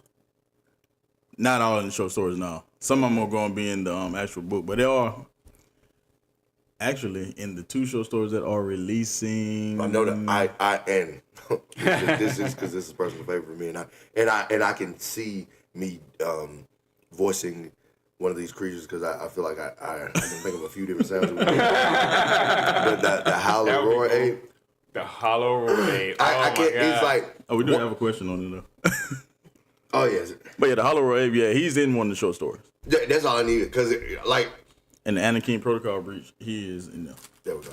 See, because I feel like that's gonna be my favorite monster, and I don't even if it doesn't get a lot of screen time. I know because when he described that first time, and I was able to illustrate it in my mind, and then it come out exactly like I thought. Right. I'm like, I'm gonna love this story forever. Right. I love stuff like that. When I'm watching something, I can almost guess what I'm about to see, and it's there. Amazing. That's all I'm saying. All right, we got a question in the chat from We're New to This. Great. I have 53 questions. 1, what is the inspiration for Gabor? The main inspiration for Gabor is my love for biblical lore. And that did not mean to rhyme. I did not mean to rhyme there, but that is exactly the answer. Bruh. You spitting bars unconsciously. He's spitting bars unconsciously. Yeah, that's dope. That's dope rapping. Unconscious thought. Whoops. You mean to hit that one. But it wasn't. It's a joke. Yeah, biblical giant lore is like, I love it. So, right. That was the main inspiration. Second question. What do you want readers to take away from the story? Now what I want them to take away from it, what I want for them to take away from it is not that important, really. Well, that brings her to the third question. Is there a main antagonist? A main antagonist? Do we have an Eisen level character? Oh, Samyaza is the main antagonist. And he is, from what they know of him so far, he's one of those rare ones, right? Mm-hmm. Okay. He is basically, he's a royal shifter. He's kind of like Madara or Obito to me, like kind of like the puppeteer in a way. Like the way you depict him, he definitely seems more like a puppeteer type character. Like, matter of fact, and the reason I think that is because of you probably don't remember his name, Joel, but the guy that made duplicates of literally everybody in the 13 Core Guard Squad. Who made? He made duplicates of all of them. Oh, okay, I got you. And the creepy scientist dude, I can't think of his name. Yeah, Masos. I always forget. Why can't I get his name right? I just watched it. I'm But terrible at his he name. outsmarted him. He killed Right. He killed his duplicate and put on contacts, like, and pretty much played the role. Yeah. And that guy, that's who he makes me think of. The antagonist that you have, he sounds similar to that dude. Yeah, he's like more of a shadow figure though. Like you don't meet him, so you hear his name mentioned throughout everywhere, but in different factions worship him, but you don't see him until way later on. That's kind of like the. But his name is Semyaz, and he is a royal shifter.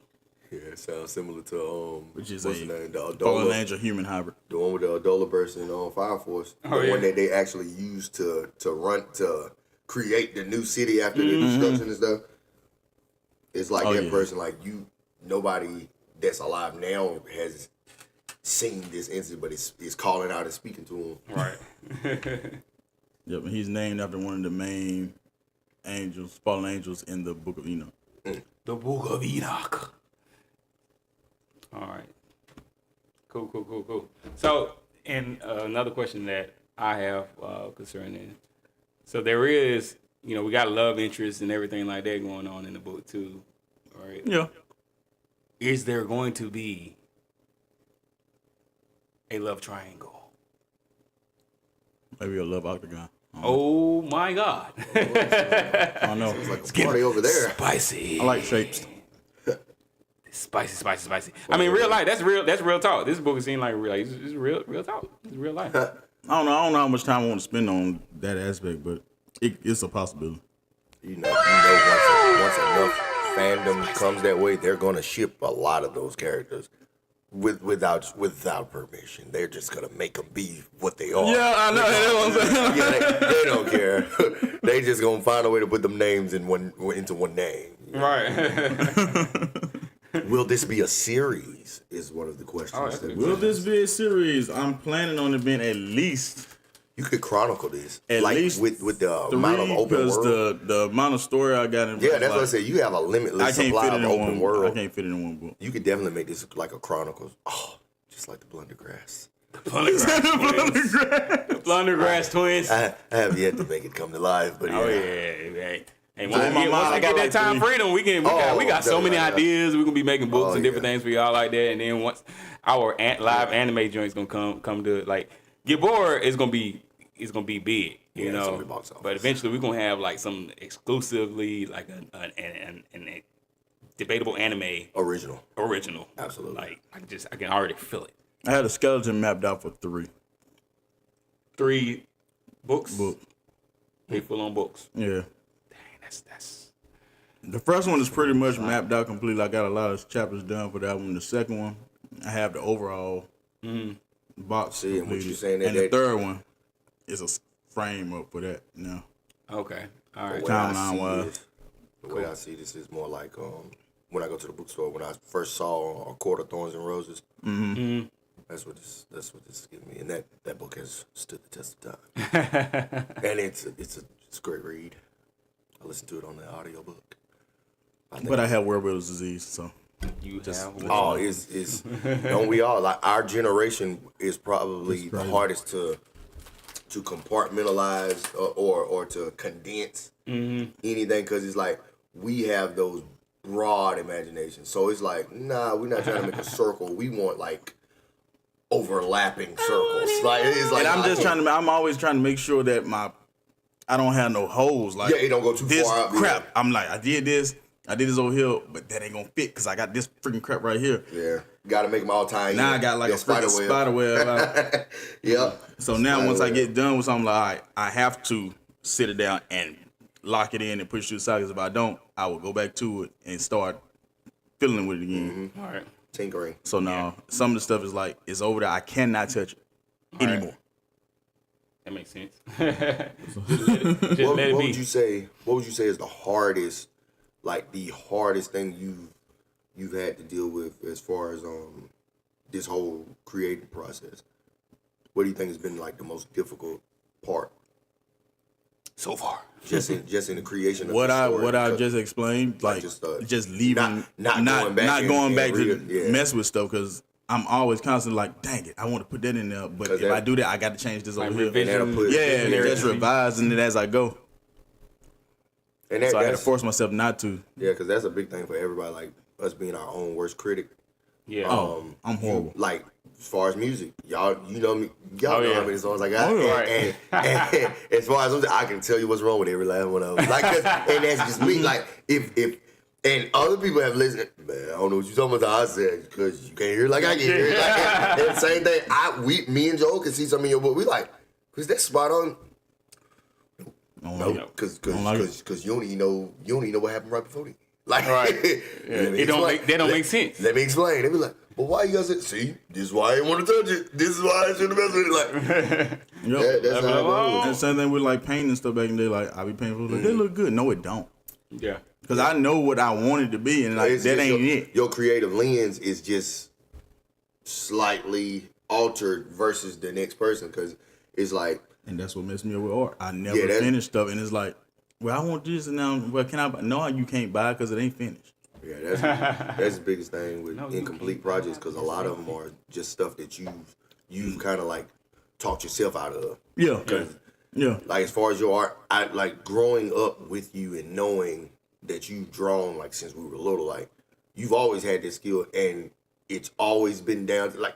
I've got plenty of Dragon Ball Z and different characters that you've drawn that it's hilarious to me to think how young we were when you drew them, and the fact that you're not doing art now as like for a living. I'm like, it's shocking to me, because I'm like, since we I think since we had tying shoes down pat, Chris was drawing. So it's like, I'm pretty sure he got some art on somebody's wall somewhere. All right. Do you already know how you wanted to end? I know how I want the first book to end. Well, that's the start. But the whole thing is a lot of moving parts in my mind. So no, I feel like it should be open ended. I feel like whatever the culmination of all three books should lead to like the way we close out all our hot takes, like that last poll starter, like that, that type of like leave that. Well. I can't put it like this. Is it over? In my mind, I have 10 different possible outcomes, like alternate endings. It's right around 10 different alternate endings that I'm like trying to get to. Like if I can get into one of these pockets, I think it'll be fine. But I guarantee you, by the time I get done halfway through with the second book, it's gonna be like. As long as you on Devilman Crybaby, that's no good. Yeah. Where Mace is just sitting in the empty. Hold on. 9. Because I feel like Chris loves stuff like that. So it's like Mace is just holding it up. So what's left of the upper torso of somebody like, speak to me. Speak to me. Oh my goodness. Why is my brain wired like this? Literally the second I said speak to me, all I could think about was Color Purple. Bruh. You weren't the only one. Sugar Avery, like immediately. Live Q&A going on right now for the wonderful world of Gibor. Gibor, Legacy of the Watchers, the book Chris is working on. If you want to know anything about the book, then jump into the chat and let us know if you have any questions. Like, what is Gibor, Legacy of the Watchers? What inspired it? We just had a good question. Like, what inspired It's a him beautiful to write name, man. So that's what it is. If you want to know more about Gibor, Legacy of the Watchers, all right, it's a novel. Let us know in the chat if you have any questions. All right. So I got another question concerning the book. So the main character, the protagonist, Mace. Okay. Mace. Mm-hmm. What inspired that name? Marilyn Avery Christmas Elliott IV. I know that. I know one part, but I don't know the rest of it. Marilyn is our father's name. Yeah, it's our father's name. So yeah. So he's named after our father. He's named after Avery. Well, at first I was like, Marilyn, that's a long name. Yeah. And I don't want everybody to just be calling him Marilyn the whole book. That's a lot. Right, yeah. So I was like, how can I shorten it? It sounds weird too. Marilyn. Yeah, exactly. Marilyn. Like saying it repeatedly, yeah. So I was like, how can I shorten it to something that's easy to say and it sounds like a weapon? Oh, a mace. Okay. So then I was like, okay, now I gotta find yeah. So I was like, okay, yeah. M Marilyn, A Avery, okay, maybe. I went through the A's. I was like, let me see, all right. And like one of my favorite historical people during the Revolution is Crispus Attucks. Yeah. The first man, the man to start the revolution. Oh yeah. Well, not really started, but He didn't start. He was the first martyr. first martyr. Yeah, the one to die in the revolution. So Black man. So I was like, okay. Christmas addicts. Okay, Christmas. And Nice. Erickson and Elliot. Marilyn Avery Christmas Elliot. I like sound like an old one of them old names. I was like, yeah, and he's the fourth, so go back in time, that'll work. Sound pretty decent to me, so Mace. I'm going with Mace. Going with Mace. And he went with Mace. I went Nice. with Mace. I like it. I like it. I like it. That's the what's origin up. of his name. Question in there, what does Gabor mean? Gabor is Hebrew for mighty ones. Mighty ones. Well, I got a question. So yeah, mighty ones. They called and you talk about Nimrod in the Bible and say he begin to become a Gabor, A mighty one. a mighty one. Oh yeah. Okay. And it's implied that he started doing something with his genetics to become a Nephilim. So Oh, wow. Nice. Yeah. And that was the that's why the Gabor are genetically modified humans in this book. Right. Because of the way they're depicted. interesting. I like it. My question is, as far as do you think you're gonna always have the same mindset as far as like your art style? I know, like, as far as the creatures and stuff you've created, would you be open to like somebody else giving you different variations of creatures and stuff that you introduce, or do you already have like a quota, like a set amount? No, and that's why because you don't want to continuously be introducing, like reintroducing. No, not new ones, 'cause continuously, but I mean, I'm making the world so big that It couldn't be overkill. It's room for, as long as it'll fit inside the ecosystem, I'm building to be fine. Okay. Gotcha. So I'm not opposed to people coming up with different ideas or whatnot, because I encourage it, because it's pretty cool. I want people to give me ideas. Now, whether I use it or not is cool, or I might use a piece of that and put it into a creature that I create. But because the interaction is what I want. when my wheels got turned, it's like I just think of all the different characters you have and what their abilities are and stuff like that, and it makes my mind immediately go like, what type of flying warriors do you have? Because I go to some variation of a gargoyle. Because I love the depiction of the gargoyles in I, Frankenstein. Yeah. I've always said it, like, I love that when it's time for the warrior aspect, they are beastly, monstrous, like grotesque, evil-looking entities. But then it's like the transition when it's more of an angelic figure when it's peacetime. But when it's warrior mode, I'm something you never want to see in your worst And nightmare. there are creatures like that. I don't have any. Well, I have flying beasts that the Legion uses, and the Legion is the Gibberon faction. On the antagonist side of and they use different creatures for different purposes. Yeah, Okay. yeah. We've talked about some of those creatures, like from the bestiary, like the beast. But as far as like the Like Gibberon berserkers are like basically like they tanks. They let them loose, let them go. And Raphaim, the same way. They let them out. They give them the Vex, which is the drug that they crank them up, and they go into a blood frenzy and they let them go. They get out the way and they let them go. Yeah. And that's really like shock troops. Yeah, because you think they all bloodlusted. Like, Oh, and And they got a time frame on. yeah, that's what I said. Because they'll burn out. Just like with the horse race, when they shooting up the horses and stuff, like, you gonna get me through this race, but you gonna conk out like towards the end. Yep. but there are no like what's the faction that Mace's The Remnant. the Remnant? Yeah, so the Remnant doesn't have any type of aerial assault. Yeah, that's what I was saying. Like, They have certain ones. Some of them have drones. Okay. Different things. yeah, but and that's why I said, is it more like a not more like they don't a have mech type augmented. of, They don't have mech. They don't use mechs. They don't augment themselves at all. Okay. They're purely human. For The the most Remnant is part. purely human. Yeah, for the most part. For the most part, they're purely human. Right.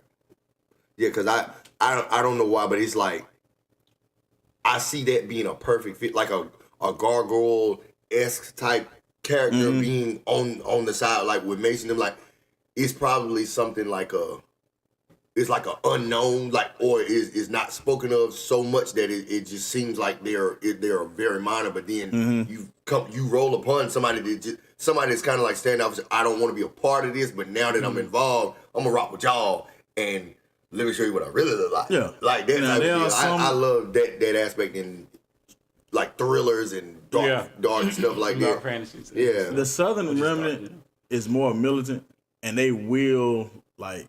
At times, some of them will like basically make alliances with some of the Stanley faction. Right. Because I think more like Game of Thrones, like the way battle, yeah. Like we don't rock with y'all, but we got a common enemy. Exactly. Like the winter is coming type deal. It's like, look, we can have beef immediately following this, but we got to get Big Bad out of here first, or we don't exist to have a conversation. So it's like we got to work together. So yeah, I'm looking forward to stuff like that. Because I am a absolute lover of a plot twist. So it's like, make me love a character and kill him off quick. Oh my God, why did you do this? It must be somebody more amazing. Right, so I gotta keep going. Yeah, because is that another question? Oh yeah, it is another question. Yeah.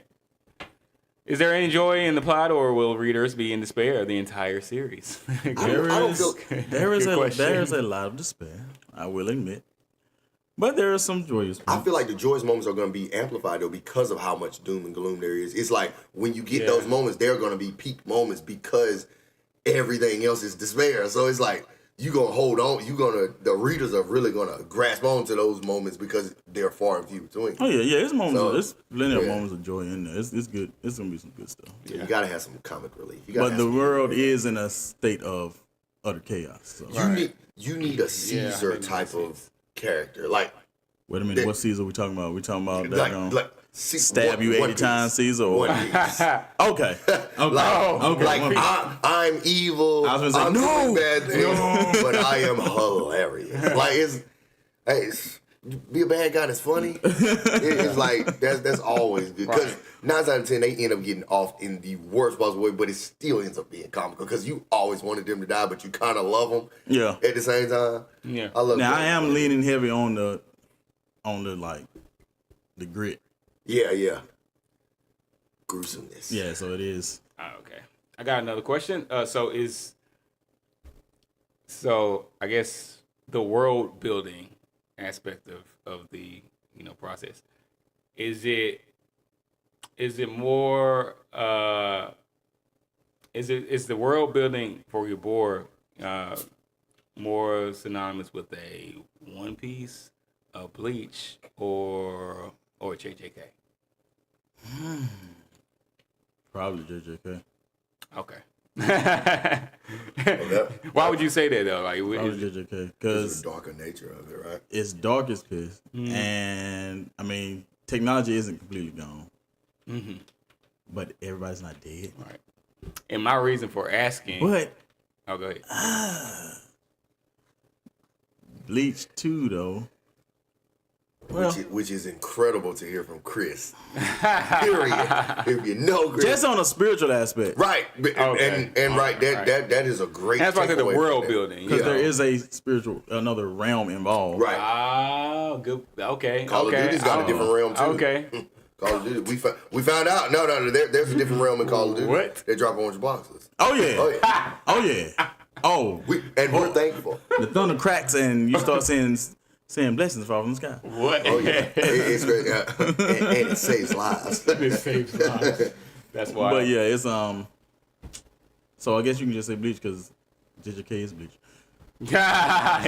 Well, good point. Yeah, and that's why domain expansion, different realm. Yeah, so that's why I was asking really because I wanted to kind of see how expansive it can get because One Piece is like the peak of expansion. Like, right. So are we going to be going different regions or are we like traversing potential spiritual barriers, or are we kind of central? Because outside of domain expansion, like JJK is pretty central theme. Like we're in Shibuya, or we in so we're pretty central. You gotta stretch across the nation. Right. So we're not expecting to just be like going like all over the place or anything. Like other than right it's all centered around the United basically States. It's centered in the U.S. Like you're gonna be pretty much focused in the U.S. Now I'm wondering later on would I expand it because I'm alluding to different things happening in the world, but we're focused in the U.S.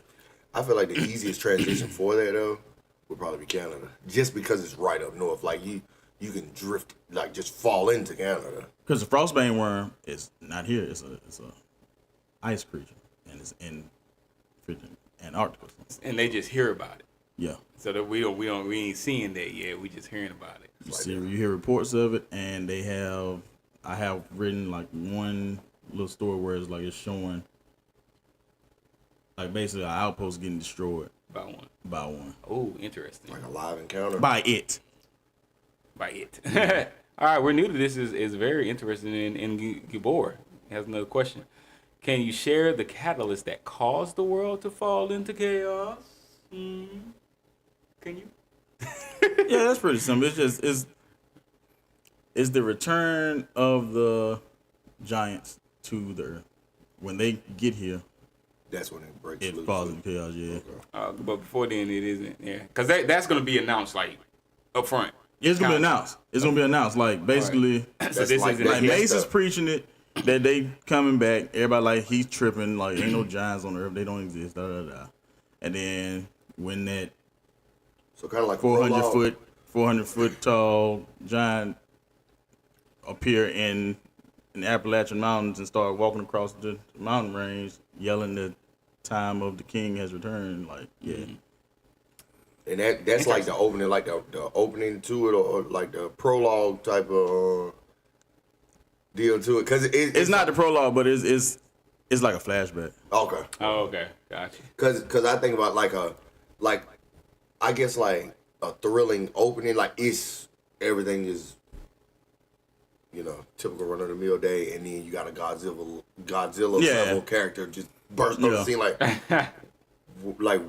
you just appeared here. Like what you doing? Like that's the way it sounds. Because then you said 400 feet tall, you ain't missing that from hundreds of miles away. You can still see that. And then having a different place. One hits in the Appalachians, one hits in Cali, and in other places over the world. Like there's different ones that pop up at the same time, and they all proclaim the same thing.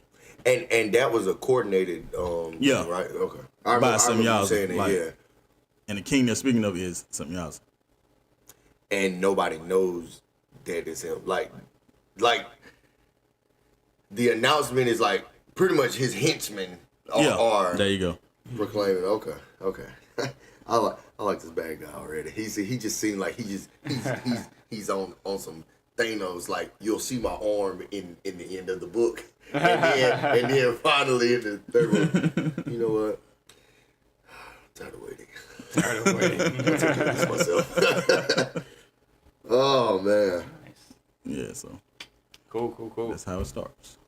Alrighty. I don't really have any other. Well, I guess I could ask this. Is I'm just in my mind, this is gonna be a great anime someday. So staying in line with that mindset of my last question. Protagonist: Mace, Marilyn Avery, Crispus Elliott, The fourth. the fourth. Would he be the equivalent of a Naruto Uzumaki? No. Would he be the equivalent of or Guts from Berserk? That's what I was ready to say. 'Cause I feel like he embodies like More the Guts, the yeah. mature Guts, like the older, been through it Guts. Because more Guts. like every depiction he give of Mace is like you don't put Mace and Joy in the same conversation. That's like the way he's depicted in the story. It's just like, this is like a dark brother. Like he's not evil. Way on the dark side. So not even. And of course, I ain't talking about like OG like Naruto, like the Hokage Naruto. Right. But still, because he's like, hey, I've been through stuff. I'm a little older. I'm not as goofy, and I haven't seen. Again, I haven't watched Boruto, but I know enough to know that he's a lot more mature. But still, like you saying, like Guts. Been through it, Guts kind of. He more in line with he more in line with Guts. He's a brooder.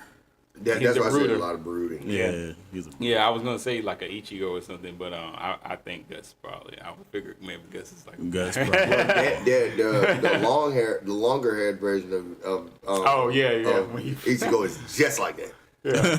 So super, super nonchalant once he gets there. Right. As far as an audiobook, who would be like your ideal celebrity to voice Mace? Ooh, interesting question. That's a good question. I haven't even thought about that. Let me see.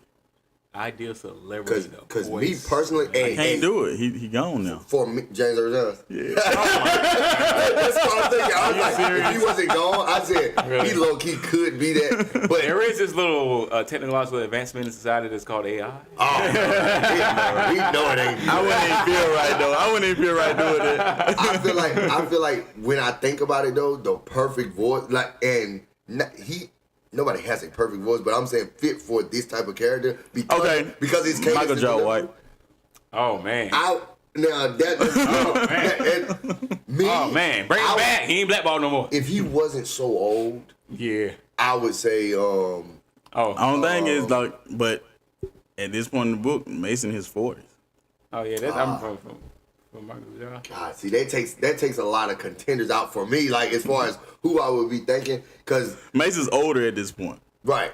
So I'm looking He's like 40. I think. Yeah, Mason's like 40. Somebody I know that's 44. like elite level actor that like he's older than that, but he could probably embody that character. Jamie Foxx, easy.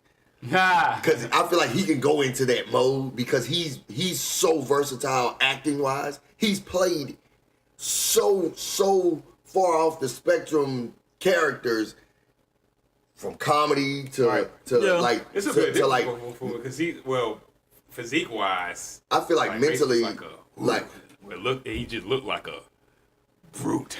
Yeah, I'm not saying Jamie couldn't play a brute. I don't think Jamie's voice is deep enough. And Jamie has played a brute before though.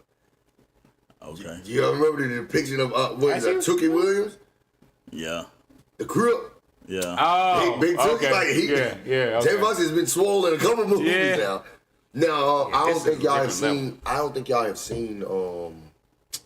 It's a vampire movie that's on Netflix. Day Shift or something. I have with Megan Good. Yeah. And that was a comedy. That character, it was more of a down on his luck type of guy. Yeah, but that. I'm just saying, like, as far as range, that's why I would say Jamie Foxx. Oh, yeah, he got range. I feel like the person I could see voicing, like, if it's just the audio of it, because he's older, it would be, why do I keep forgetting his name? Like, not forgetting, but I can't place it. Ben Rames? Nah. Look, I know you're gonna know as soon as I say this character. I want to say the name correctly because it's so simple, and why can't I think of his name? It's about to make me angry. Like, okay, Morpheus. Lawrence Fishburne. That would work. I feel like he would That would work. That would work. When I think about as far as his delivery to somebody, I think about like Boys in the Hood, the way he talked to Cuba Gooding Jr. and them, and then you think about his conversations with Neo in the Matrix. I'm like that could work. Lawrence That could work. Got the range to get it done because he can definitely get into that brooding bag. Yeah. That could work. Because Morgan Freeman would be Mace's great grandfather. Yeah, no matter how you spin it. Morgan Freeman, I couldn't do Morgan Freeman. He's played God. Once you play, he's old. Either way, no matter. And probably maybe a later version of Mace. And I can't see Mace saying, all right. The geriatric version of Mace.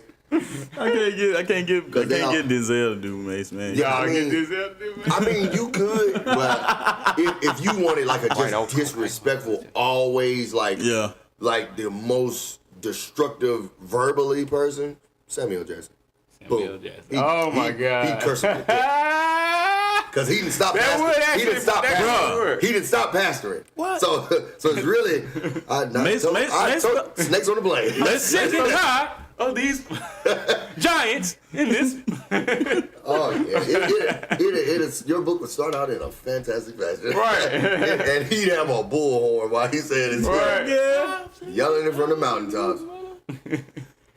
Oh my God, that's just funny. I'm just thinking acting wise now, but that was good. That was a good. Because audiobook wise. When I said, we got one more question. Last question from me. When is the first part dropping? Where you go for the daggone juggler, then you just that accident. I'm gonna put it like this: the 2 short stories should be released before summer. Before the summer. Okay. All right. 2 short stories should be released before the summer. All right. So we're looking at a 90 to 120 days. Right. That'll actually give y'all some content to kind of something to look forward to. To grub on while the final book is being worked on. So I've said it. So. All right. Before the summer. Before the summer. See, that's gonna help push you to it too. All right. Oh yeah. Cause then you won't be like, well, I'll just drag this. No, I don't want to expound on this one. The 2 shorts should be out before the summer. So. Sweet. That's what's up. But the actual book still to be continued. Yeah, I'm still working. Continue. All right. Well, that's still some good stuff there. So we'll go a few more minutes. We'll just go a few more minutes at the top of the 2-hour mark when we'll transition. So I do have one more question. All right.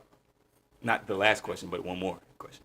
Since you were asking about the audio, now I'm thinking about actors. Like, if this was like a live action, who could you see playing Mace? Just to give it, like, people may not know it, may not have seen. I got mine for this one. Like, okay. And I know, and I'm gonna explain why. And if he ain't seen the movie, he's gonna watch it and be like, all right, I got it. You was right. I'm gonna give White his job again. Okay, you still Michael John White? You would say? Yeah. Okay. Is that who you visualized when you were like putting? Get that joker some dreads. Oh yeah. Okay. See, And a beard. And oh the person I'm talking about had Like- beards and a dread. Oh, that. You seen Idris Elba in Thor? Oh, Idris can do it. Because I mean, him being the Watchman with the sword, like literally, he get. Yeah. I feel like he would just because he's already a kind of big guy, so Yeah. he could definitely. He bulked up. Yeah, I can see him doing it. Right. And once he cut the accent, Yeah. doing pretty good. Especially when he was in that. I would movie like to Horses. give newer actors like tries. or like younger guys. And If you can find somebody as big as my boy from Daggone Reacher, Alan Richardson. yeah. Alan Richardson. Yeah. Jack. Now put him in blackface, so you got it. By his voice, though, you talking about the voice not being deep enough, man. Yeah, because he kind of like midway as far as depth. Now he might. I don't know. I ain't seen enough from him to be able to say like he's that versatile. He's got everything else I've seen him in was like a comedy, and he's got a high pitch, type of. Yeah, he in a new comedy on Prime with what's his name? King of Queens. Kevin That's James. your guy. Kevin, right? yeah. Kevin James. Yeah, it's a Prime special with. I can't see that big joker doing no comedy. Oh, he in there with Kevin James doing comedy. It's like like their sons. Like it's like a. I watched it already. Oh, you see it? Okay, so you already know this. Yeah, you know the plot. Yeah, like. do you mind if I spoil it? Because I mean, It's a comedy. I don't care. Yeah, it's a clone. Like it's his. The son that he has is actually like they're identical. He can't figure out. He thinks it's his son. Yeah. Like he thinks he really saved him. Yeah. So he like from the place. He was supposed to be doing security at this place once he got out of the military and stuff. And he ended up finding the little boy in there. And he like why did they have you in? So he took him away. And everybody's hunting him to find him. Right. Yeah. So little dude doesn't talk like that, but he looks identical to him as a child. Like, because I think he runs into his father at some point during the movie. And his father has a picture like, the same kid. Like, and it's funny because he looking like, and then you see them side by side eating, moving. Like, a lot of the mannerisms and everything are exact. Because the little boy is beating the brakes off of people. Right. And it's like, he might not even be talking, but he friends with Kevin James' son. So he like, somebody messing with him. And then the other guy like, dude, and he just like, okay. It just beats the brakes off all of them. Like, in a split second, he's just in warrior mode. But he's hilarious. He was actually, when he was younger, he played Chad, I think is his name, in Blue Mountain State. It's a football comedy, not another team movie type of series, but it's hilarious. Wow. And he's like the main character in that. Okay. So I never thought I'd see him in a serious role. So when I saw him in Reacher, I'm like, oh yeah, he got some range. He got some range, yeah. Because when I say he was a gut-busting, funny fool on that show, and then to turn around and be Reacher, I'm like, yeah, he definitely got some range. The only thing I knew him from was like Raphael from the TMNT. I know he voiced Raphael. Oh, wow. I didn't even know that. Yeah, that's the only thing I knew him from. But yeah, Reacher. Oh wow. He was Diesel even in that show because he was a football player. Yeah. Right. But it's like he was nothing like what he is in Reacher. Okay. Like he turned into Bane for Reacher. All right. But yeah, we found somebody that'd be like Idris could probably. Terry Crews? No. Terry Crews, I don't think his voice. Not at all. Well, he can go there though. Yeah. Oh yeah. Can he really? Yeah. Oh yeah. His voice is a lot different. It would just be weird seeing him in To dreads. see him in dreads. It would be so weird. He's such a goofball. He's been a Ninja Turtle ball, like for so long. It would be so weird to see him in dreads. His size, he could. Yeah, that's all I was thinking. He popped in my head for size. But I'm like, his like you said, the voice thing, and then I don't know how versatile he is to do that, to go there. And but yeah, I don't know. Maybe I don't know. Have a scene that Joker pop lock and in the weight room, just like he all by himself, pop lock, and then somebody walk in and just see see a giant up there. I'm like, I told you, I was right. I was right. Yeah, I knew it. Oh man! As far as combat skills, Michael Jai White is probably go to. He definitely the go-to guy. All right, we at the 2-hour mark here. If there are no more questions, we're gonna go ahead and wrap this up. Anything you want to say, Hayes, before we wrap up? Thanks in advance for all the support. Thanks in advance for all the support. Any more questions, anything, any insight, or any way you can help, you can reach out to us at getboredworld@outlook.com or itsdebatable@outlook.com. And to let us know how you can help and get involved with this project here. Alrighty. All right. Moving on to our infamous tier list. We are For tonight. Y'all know how we do it. Every week at the DebatableAnime podcast, having a game. All right, we've been doing a lot of what we're currently calling Anime IQ. Been doing that, testing our anime knowledge. But tonight we're gonna switch back over to tier list. We haven't done tier lists in a while, maybe since like episode 41 or something like that. I don't know. It's been a little bit since we've done tier list, so we're gonna do another tier list tonight. And of course, around the topic. And these tiers we're gonna be ranking, doing a 10-level tier list, right, with different eras, right? So we're gonna be ranking different anime and throwing them into a specific era, like what era specifically fits this anime. Okay. All right. Of course, got 10 anime that we're going to be placing and ranking. So I'm going to go ahead and list the tiers after I shift over. Let me see. My screen here.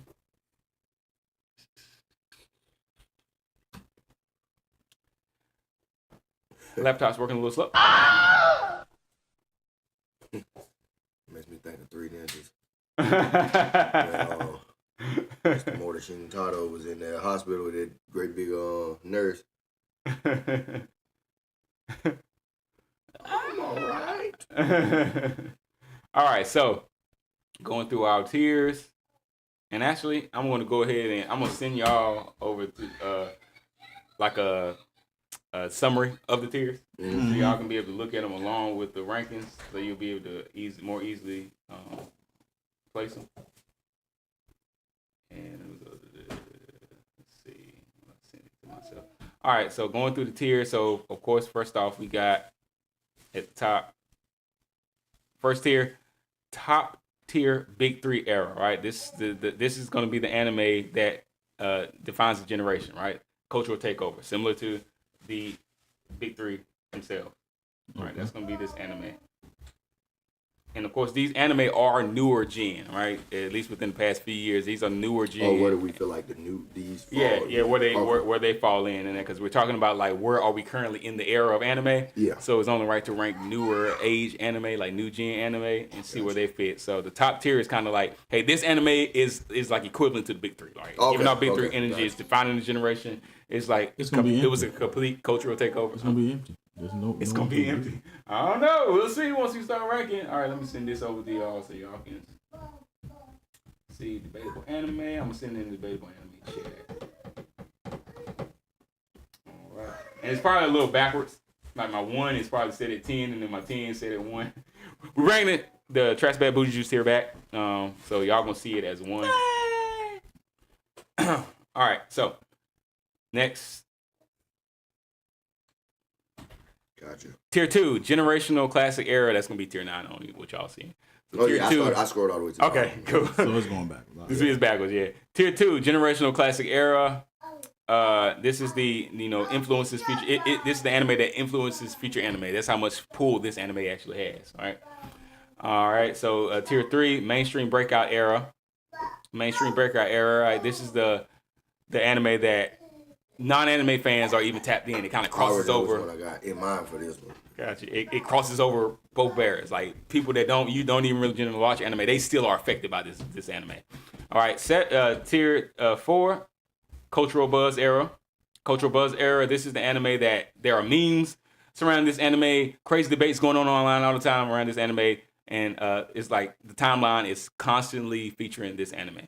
All right. Consistent heat era. The consistent heat era. For number 5, this is the era that displays strong arcs, reliable quality. All right, so it's that anime. Tier 6 is going to hold the anime for solid seasonal era. This is the solid seasonal era tier, and that is going to be the anime that is undefeated when it comes to marketing. All right, execution might be a little questionable though. But when it comes to marketing, it's undefeated. Just the hype. Pretty much right at hype. Tier 7, that's when we get the hype. Straight hype. All right. That's the hype merchant era. The hype merchant era, right?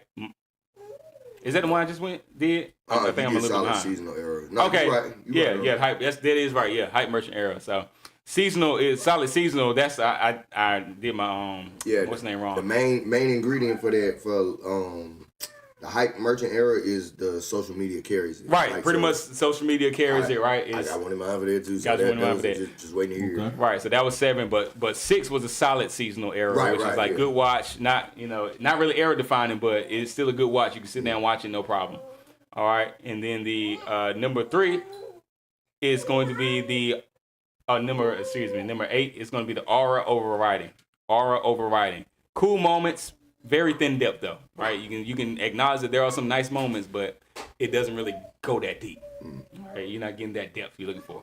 Tier 9, algorithm bait era. Algorithm bait era is pretty much clips over the story, right? This anime was made for TikTok, just to be very clippable. Mm-hmm. Got some contenders for that one. All right, and of course, last but not least, we bring back tonight our Trash Bad Booty Juice era. Trash Bad Booty Juice era. Really no impact, no aura, no replay value. That's where this anime belongs, in Trash Bad Booty Juice era. All right, so y'all good? Got you. All righty, good deal. Let's get started with our first anime for the night to rank. So first anime we're going to rank is going to be none other than the anime that has a third season out right now. And that is JJK, Jujutsu Kaisen. What are we thinking about ranking JJK? All right, we got 10 eras we can rank JJK into. Where would it fall? All right. Mappa. We know we love Mappa and Mappa's animation, but where is this in the generation? In the era. Y'all help us out in the chat. Rank it. I see them as a 7. So what is that? A 4? Okay, on the tier list. Yeah. Cultural buzz era. Buzz, yeah. Okay. All right. Cultural buzz era. What we thinking? Meme heavy, right? Debate heavy. Yeah. Kinda, but that's fair. Like, cause I'm saying it's like a lot of. I feel like it's a lot of people that they have one of the most memes. Yeah. Out there, and then when you go to debate heavy, all right, it's always people arguing. Oh yeah, is it just a hype train, or is it trash, or is it right? Right. Even people that haven't seen it, right? And that's from episode to episode. Mm-hmm. So and then the Culling Games comes out, and Oh yeah. You see it split the line. Right. So that's true. Yeah. Because it's like casual versus hardcore fans tapped in. Mm-hmm. Like, I'm a casual fan. Yeah, I'm for not a JJK. hardcore JK fan. I like it, but I don't love it. Right. So it's like, I couldn't say that I'm tapped in because I ain't even started on culling it because I want to binge it, but I ain't really. But yeah, it's not hurting you each week when it drops. It's like there's no pressure. It's like, oh, they just ended it. Okay, when I finish this, I'll go ahead and start. Right. It. Like I'll get there when I get there. Yeah, there's no sense of urgency for me because I ain't really on it like that. Right. So I feel like culturally, oh yeah, they definitely everywhere. Right. What do you think? Hey, you feel the same way? Because the animation is still great. Like I said, Mappa does a great job animation wise. Right. That's what I said. I don't feel like it's had a significant drop off. I feel like that's a perfect fit for it just because it's still a good quality anime and it's got some great animation and it does have depth to its story. Yeah, it's just harder to understand. It is harder because the plot clarity is a little messy at times. Yeah. And that's what makes it. That's what kind of turned me off to it because it's like where are we going? It was a little too all over the place at one point. And it's like y'all ain't giving me no right. Even with the side characters, it's like I think Gojo. It's fair to say like Gojo obviously is the only side character that really gets the deserved like screen time and depth. Yeah. Really. Yeah. You know, you got Toto. You got Toto, but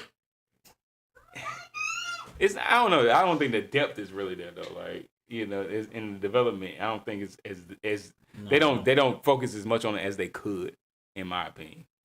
Like side characters. And they're kind of doing their training. Other than Gojo, doing their during their training or whatever. Doing the training. Yeah, you mean like with Panda and all them. Yeah. That was still a little lackluster to me. Even like what's the kid name? It's hard for me to even remember names and stuff with JJK because it's like I need more. That's what I was saying. What's the cursive voice? It damages his voice every time. Yeah, I love him, but I used to know his name too. I love him, but I'm like, dang it, like why can't I get more from him? But I guess the story just doesn't need him, so it's like whatever. But I just wish we got more. Yeah, he's definitely a because the world is just like he could really make or break a whole episode. Yeah, he really could, but they just don't. But it's because they made Gojo God. That's why. Underutilized, in my opinion. So I don't know. So you good with cultural? You think cultural buzz is a good place? All right. We're gonna go cultural buzz era for JJK. All right, memes, debates. Timeline dominance. All that is good for JJK. All right, so still not bad. Not bad start. All right, let's move on to our next anime. None other than, we talked about this a little bit earlier, had one of the most viewed theatrical releases known to man in Japan. And over here did great. Broke box office charts. Demon Slayer. This would have to be a 3 or 2. Because it's like, it's definitely a takeover anime. Like, oh my god. Yeah. And then the movie only bumped it farther. Like, right, without a doubt. Yeah, like, and that's everything. Like the visuals, the and that's what mainstream reach, like we're talking about. Like generational or mainstream breakout, because it's like it's both.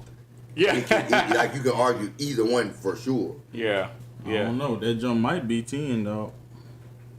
You think so? Top tier? Big 3 era? Just from the popularity of defining the generation and a cultural takeover. Like Yeah.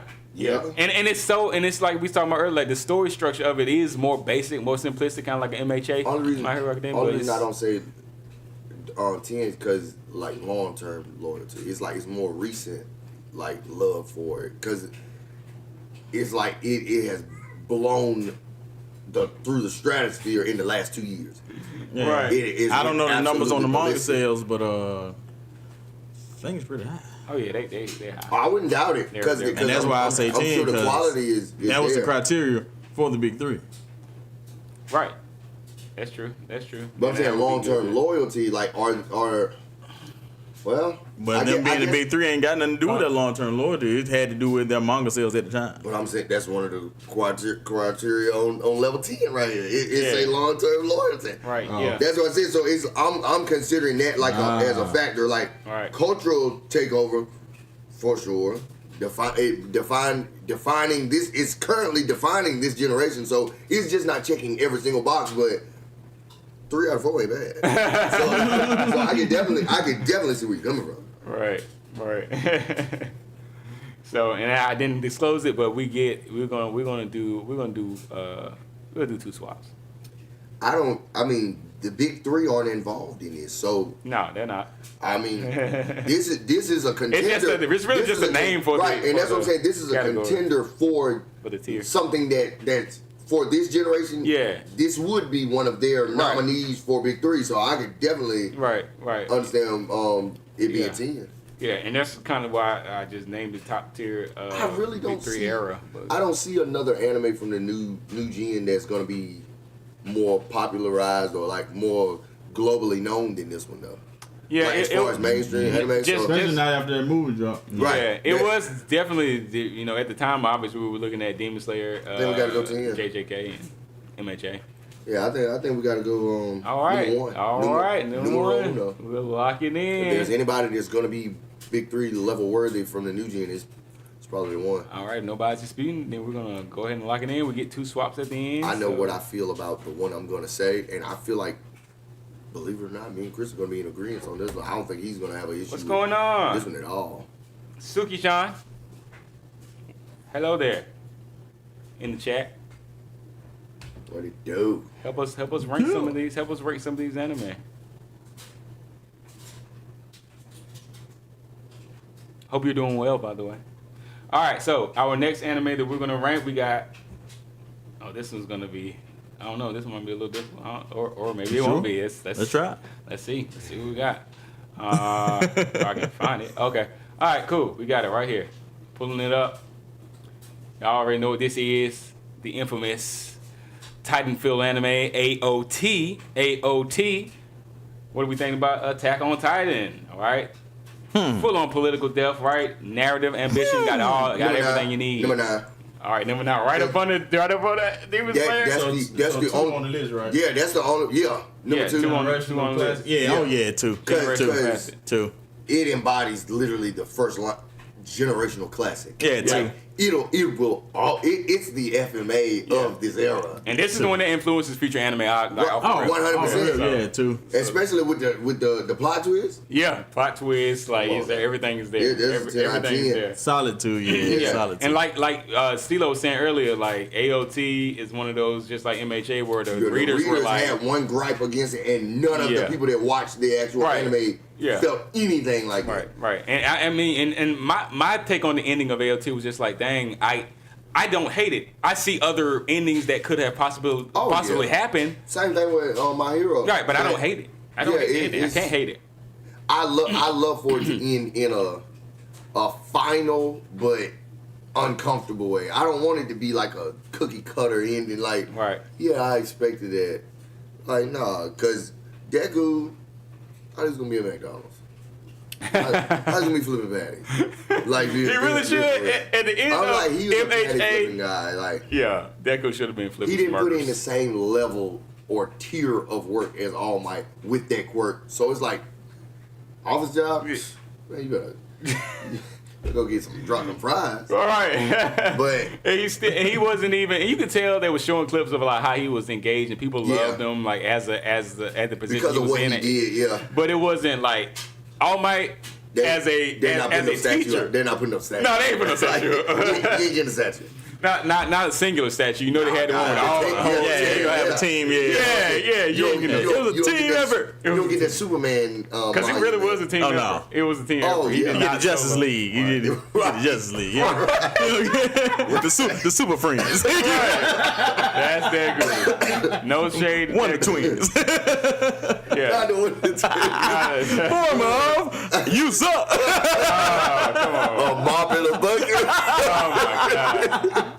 And a bucket and a mop. Oh my God! I used to love the little quick commercials. Not a bucket and a mop. Every time. Cleaning up this spill on aisle 1. For this wop. Oh, boy. All right, let's go to our next anime. That was a quick one. Oh yeah, without a doubt. Next new gen anime up here. We're gonna rank. Ty talked about the cosplay earlier that I missed. All right, somebody had a dope cosplay. Yeah, Chainsaw Man. Where we gonna rank Chainsaw Man? Ooh, let's see. I would say. Very unpredictable anime.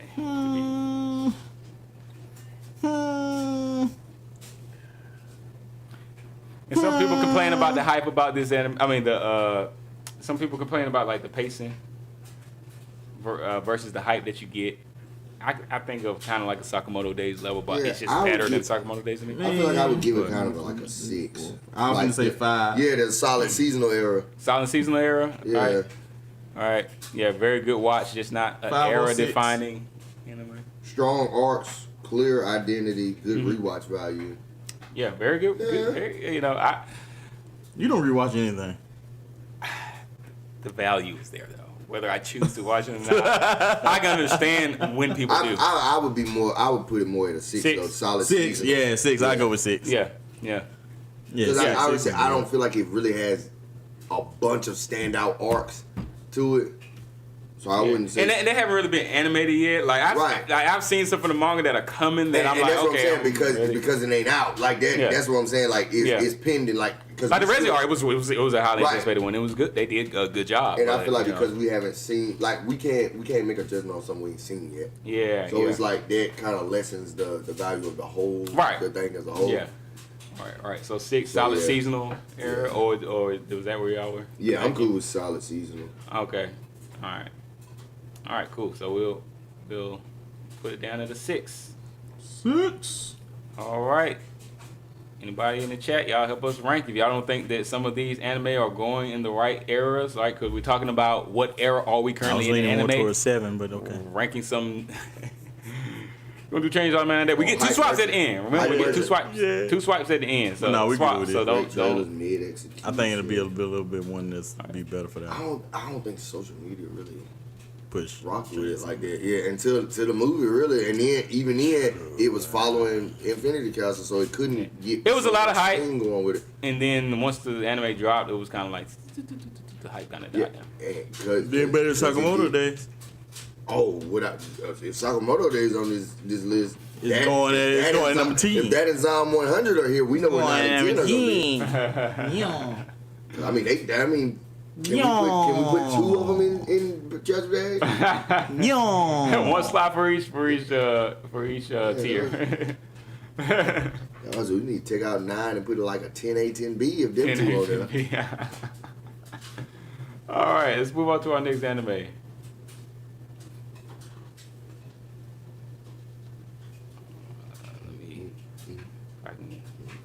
Put up. All right. There is no other anime like this because it has the singular phrase in its name, solo leveling.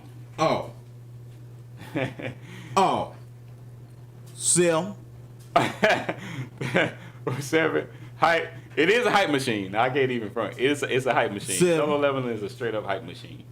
All right. That's not even really a bad thing. It just is what it is. 7. Masterclass in arm, or if you ever needed a masterclass in aura forming, then you said over. No, you talking about hype merchant. Yeah, 7 is on this list is hype. Yeah. Mid execution, social media. Yes. Okay, no arguments here. Great trailers, yes. Mid execution, yes, because it's like it's so predictable that it's unappealing.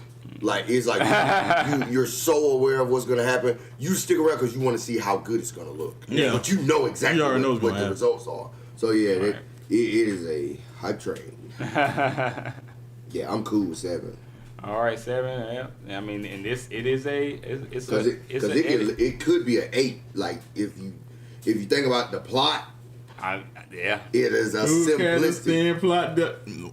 Thin plot is. I mean, It's it's- trend more. Well, yeah.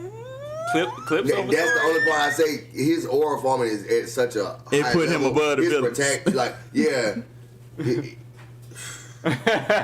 Man.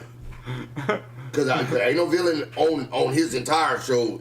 If you get all the villains together, they can't almost stand in his shadow unless he say arise. We ranking solo leveling right now, y'all. So y'all let us know what y'all think about. What era you think he fits in. Yeah, that's what I said. 7 or 8, but we'll be gracious. We'll give him a 7. Give him a 7. Yeah, because social media definitely has blown that one out the water. Yeah, 100%. Like it is very clip heavy. Solo leveling is built for it. It can be argued that it's built for TikTok edits. And Nigga eyes too close together. And I always TikTok. said that. My nigga eyes too close together. What, Jim Woo? Huh? Jim Woo song? No. All right, then. Mark Wahlberg. Oh, you looking at? He probably. I looked up there. I saw Mark Wahlberg face, and that's his eyes too close together. Oh my god. Alrighty, hype merchant. Okay, hype merchant for solo leveling. Excuse me. No one else wants to change that. Then we're gonna move on. Marketing undefeated execution questionable. Definitely a good marketing anime. All right, moving on. So some action figures. So some action figures, some Jim Woo action figures. Hey, Kids don't even play with action figures no more. they would sell. It would be some grown folk that just buying Jim Woo action. Put them on their mouth. Mm-hmm.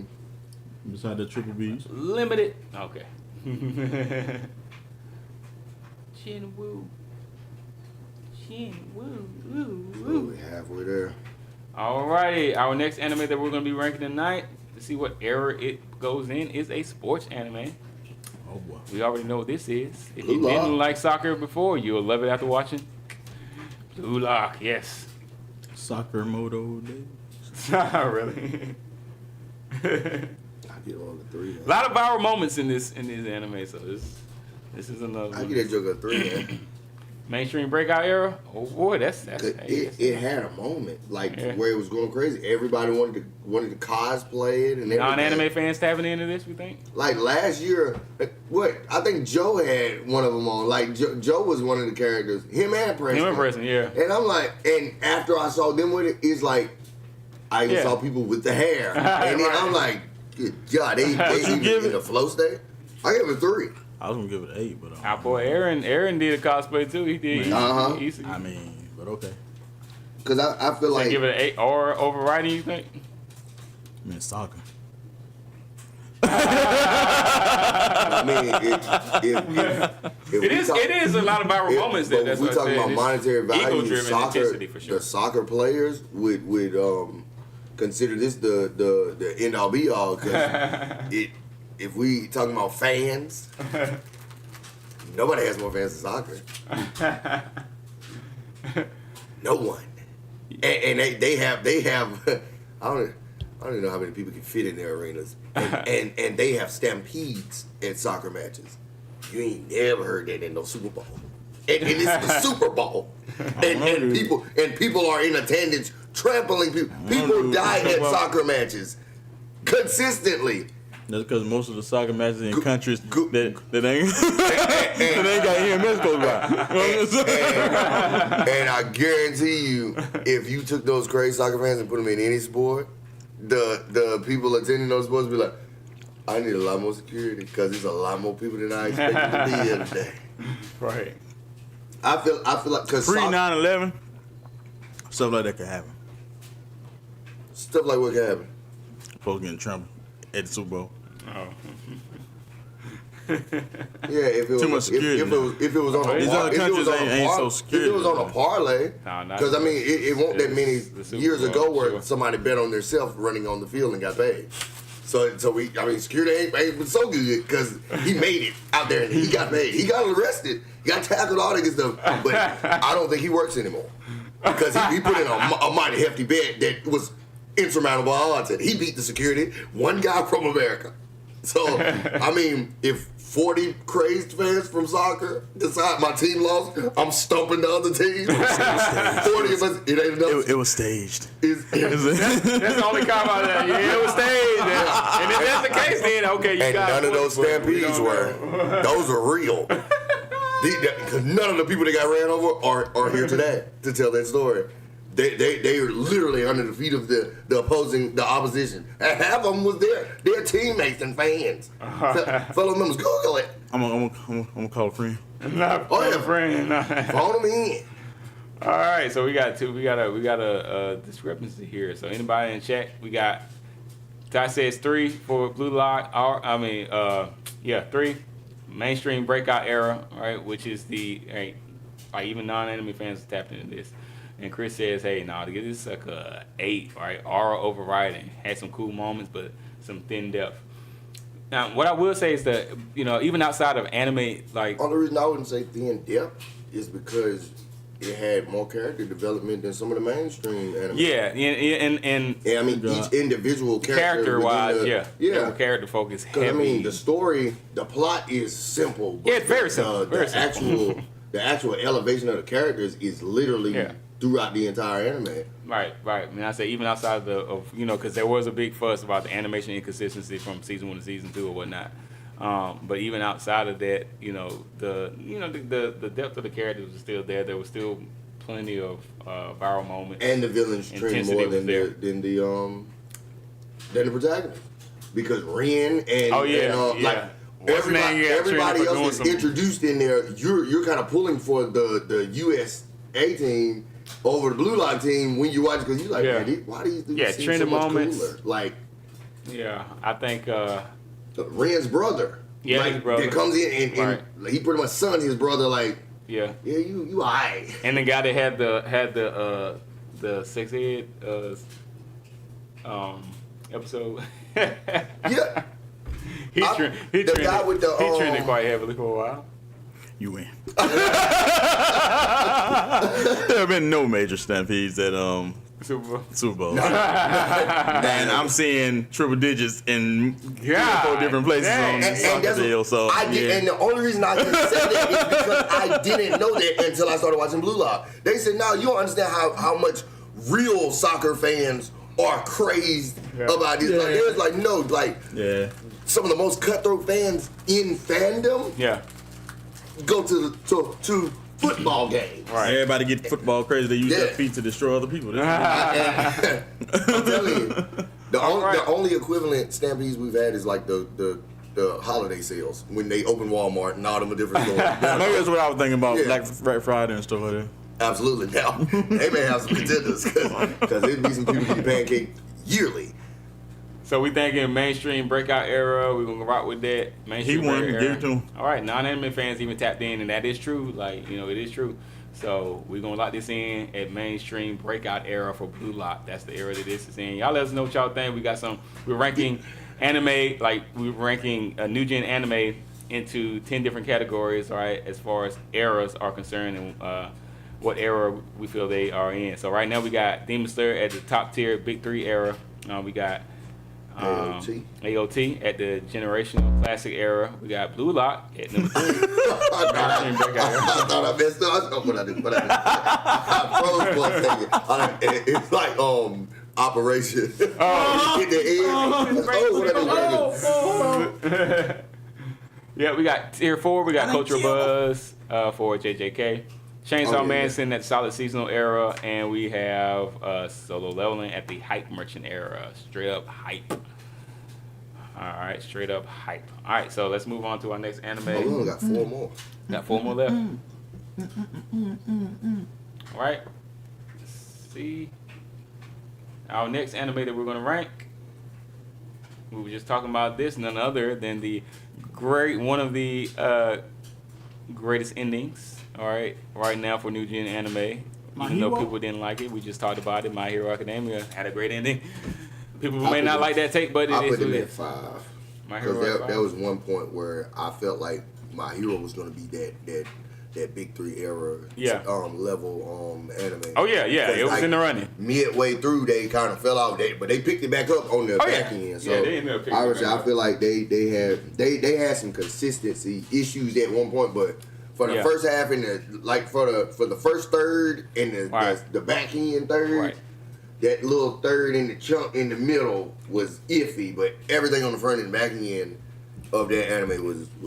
I was gunning for an 8 for them too, but I think I'll be okay. Good God Almighty! He's gonna put somebody down there. After he explained it, it makes sense. Yeah, because it ain't much R there in my opinion, but I think they had, like you said, they had so many. Because you got 8 seasons, and then you were able, because of the gravity and the pull you had with your show, you were able to have a spinoff that blew up. Oh yeah, they're still just doing well. Because some people like Vigilantes more than My Hero. Oh yeah, right. And that's only because of like the power of My Hero. We're able to give you a variation, like a offset of the mainstream, and it still hit like the mainstream. So it's definitely, and that's why I say it's a simple. My Hero Academia is simple. Yeah, right? they did simple to perfection. Mm-hmm. Yeah, I don't really care about My Hero Macadamia. What's up, man? Don't do my boy like that. Don't do Deku that way. I take Deku over Gon. Oh, any day. Right now. Any day. Right now, as much as I ain't like him. Zuko Midoriya over Gon Face. Yeah, yes, sir. I would agree. We're in agreement on that one. 100%. Alrighty, that was a quick one. My Hero. Let's move on to our next anime. It's the bottom 3. It's the bottom 3. How low do you want to go? All right. This is a place you don't want to go in real life, or in the at least in the Christian mindset of things. You don't want to go to this place. Hell's Paradise. Oxymoron, but yes, Hell's Paradise. Ooh. Hell's Paradise. What y'all thinking? Hell's Paradise. What we gonna rank this? What era of anime should Hell Paradise land itself in? We only have 3. The bottom 3 left. We got oral overriding, algorithm bait era, and trash bag booty juice tier. I wouldn't. Gatomaro is not a forgettable. Oh, not at all. But you gotta watch it to see that. And I don't think that many people watch it. Right. Yeah, it had a bunch of hype at the beginning, and then it fell off. Like the hype died down, But I mean, it's like it's another dark. There's no dark one. Yeah. Dark anime, anime with a dark aesthetic. So I guess it's not a it's not as I guess it's algorithm bait. Algorithm bait. You thinking? It's like you could probably, if you watched it, you could get clips from it, but it doesn't have a lot of. If you watch it, because it doesn't have as much mainstream pull as a lot of these other like anime. Because the one viral moment I can think of before he found how to use the ability, it was the dude that saw the little man ladybug on his arm and cut his arm off. Right. Yeah. Like, oh my God, that is you can have this arm. Moment. Yeah. Like, yeah. He did not hesitate at all. He just I think that's the first scene I saw before I watched it. And he later died, of course. But even before I watched the actual show, I saw that scene on TikTok. Oh, dang. Literally, that's why I said, oh, we get crazy over and that's why I don't understand why the hype that dipped so fast. It's right. Like, because like kids watching. Earlier, like, the characters, they don't allow you to get attached to characters quickly. Because they will anybody. Everybody I thought was going to be cool died. Right, and that's probably another reason why hype dipped, because people probably were like, a lot of people don't like this. Yeah, a lot of people don't like that. They like being attached, right? But when you got limited attachment, because they're used to daggone shown. Yeah, right. A lot of us grew up with where the stakes are very low, and we thought that was how it's going to be forever. It's a broad genre, like anime. Like it's a whole bunch of different categories. Y'all stop being spoiled. Right. And I said now, when I watch a shonen, I expect my character to stay alive. Yeah. Oh, you better not give no main character no shonen. When I come outside of shonen, if he die, he better come back. I'm expecting everybody to die. Some kind of way. I'm expecting everybody. Yeah. I don't expect nobody to survive. Yeah, in the seinen, In the sun, ain't nobody surviving. In my mind, all these people that I'm liking gonna die. Yeah. King's Game. Very, very limited character. Talentless Nana. All of those, I loved every second of it because it's like, yeah, ain't gonna be probably 2 people left out of all these 15. Yeah, there's no chance. I showed my daughter, and this is from a daggone phone shonen, but when I showed her Carrot, and then she was like, "Why is she crying?" I was like, "Cause Pedro." She was like, "Who Pedro?" So I went and showed her when Pedro okay. made the ultimate sacrifice. And she was like, "Well, why can't he just come back?" And I was like, it don't work like that. It don't work like that all And she was the like, time. "Well, why can't he just use the Dragon Ball?" And I was like, "No, One Piece don't work like this." It's your own universe, sweetie. And then she said, "Well, Goku can do anything. He just go get the Dragon Balls and go to CC.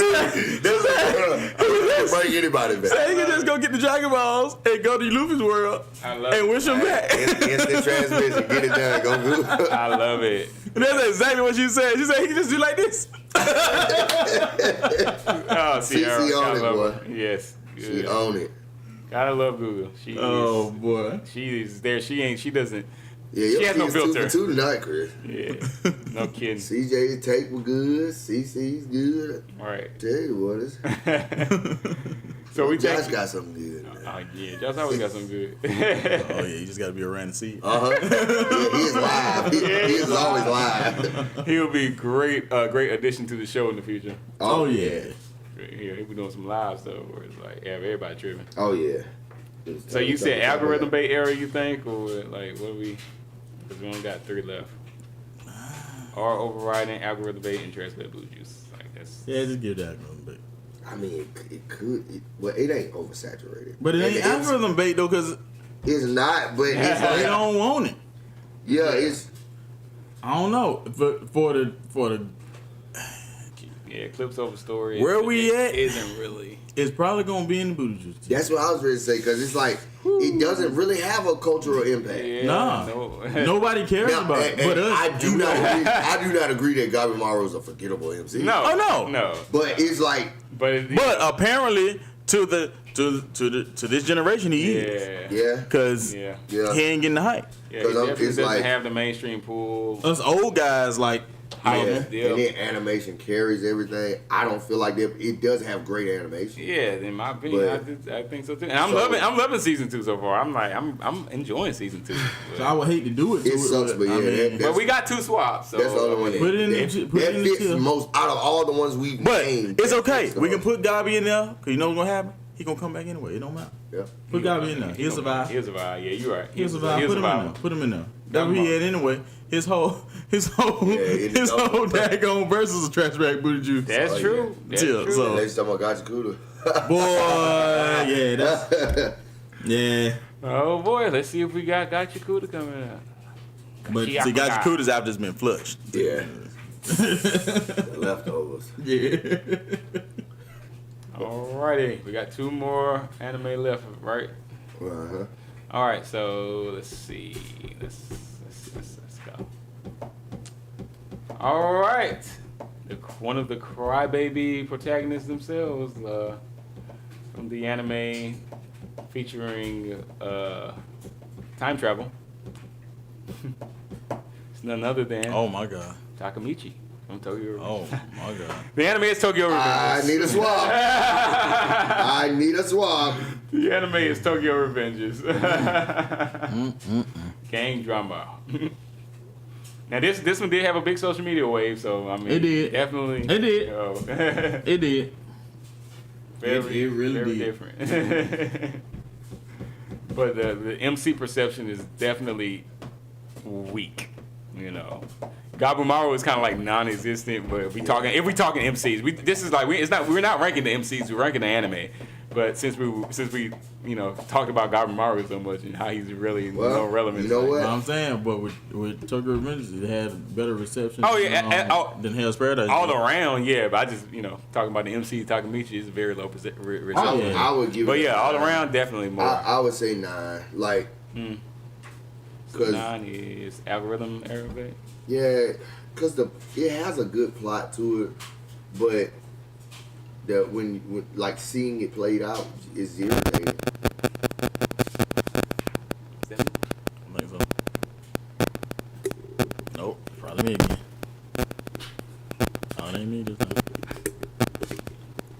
something else going on. It's in the back. I thought it was. Oh my God, what is that? That's weird. We got an audio malfunction going on here, y'all, and now y'all can hear it, but it's annoying to us. I said change tempo. Change tempo. Stop it. That was crazy. He whooped it. Stop it. All right, yeah, this is I don't know. Well, I guess we'll give it an 8. Yeah, had cool characters. Our overriding era. Mikey and Dragon, them. They were one of the most dripped out animes. They were. Yeah. So, there's been some edits, not a lot, but there have been some edits like. Because I feel like Dragon, them, they're kind of seen as the bad guys, and I like Mikey and Dragon, them way better. Right, for sure. Yeah, definitely. I mean, more the antagonists, I guess, in this are more memorable than most. So. Yeah. So we'll give it our overriding. Because they had it on.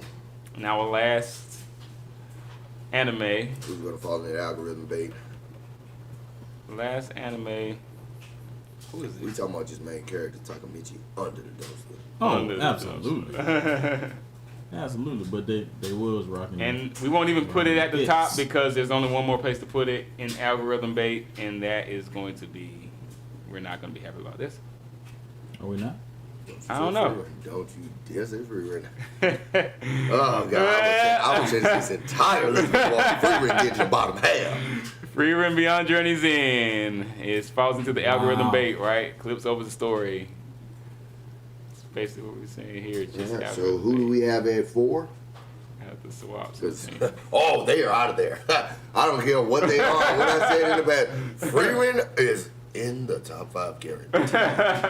Yeah, emotional maturity, world building depth, like I mean, the storytelling, like so to say that storytelling, Freeman is storytelling. It's not even really that clippable, really. So unless you showing her in the daggone. Inside of the daggone mimic. In a mimic, yeah. That is a very memorable moment, right? The 500 times it happened. Right. So I don't know. Weakness, man. We got 2 swaps, so what are we thinking? She's been placed at 9. My God. Yeah, this is stuff. Hey, what's up, chat? If anybody in the chat, if y'all are watching, if anybody's there, look, check this out. Or if you want to chime in, I know you did. If you want to chime in, we got. This is the list so far. We got Demon Slayer. All right. We got Demon Slayer sitting at number 1. All right, this is number 1, top tier, Big 3 era. Right, this is the era that defines the generation. All right, there's a cultural takeover around this. Y'all agree with that? This is where Demon Slayer is. Tier 2, generational classic era, AOT. Right, this is the era that influences anime that influences future anime. All right, if you can agree with that, this is where it's at. Tier exactly. 3, Hell's Paradise is underrated. It's underrated. Yeah. I agree with you. 100% agree with you. I would put. I would. Reed, I agree with you 100%. Hell's Paradise underrated. Why do you think that is, by the way, Reed? Why do you think that Hell's Paradise is underrated? Because I'm enjoying season 2. It just ain't getting enough. It ain't getting enough attention. It didn't get enough. It wasn't pushed as well as other stuff that came out. There was a lot of hype surrounding the season, like first season. And I don't understand why. Like during even the season, the way it ended, hype died. I was still like, come on, season 2. I think it might have been what we were saying earlier, like too many characters died so early, and people won't expect them. Help us fix this tier list too, man. Like we ain't mean to put Hell's Paradise in the trash bag voodoo juice tier, but it's just I'm gonna read off our descriptions for these eras, and maybe you can help us like to rank. I would put Freeman over. I would swap Blue Lock. As much as I love it, it does not compare to Freeman. Okay, as far as like a main character that's really navigating like that raw, trying to understand humanity. Not. Yeah. Like Blue Lock would pale in comparison. They are human. And Blue Lock was the mainstream breakout era, right? Mm-hmm. Right. So this is the era that mainstream fans, even mainstream, not even non-anime fans, were tapped into this anime. Which Blue Lock, that's true, but like there's more clippable moments for Blue Lock than a Freeman. Yeah, because it was because of the hype element of it. Because I guess even seeing, I guess that's the only way you could. The biggest knock on Blue Lock was the frame lock era of it. Like, when they transitioned to season 2 and the slides. animation kind of took a dip. Like they went from actual animation to slides. Yeah, like like pretty kind of much stop like motion. manga panels. Manga panels. Yeah, they take them and just kind of copying and pasting them, and then Freeman would never.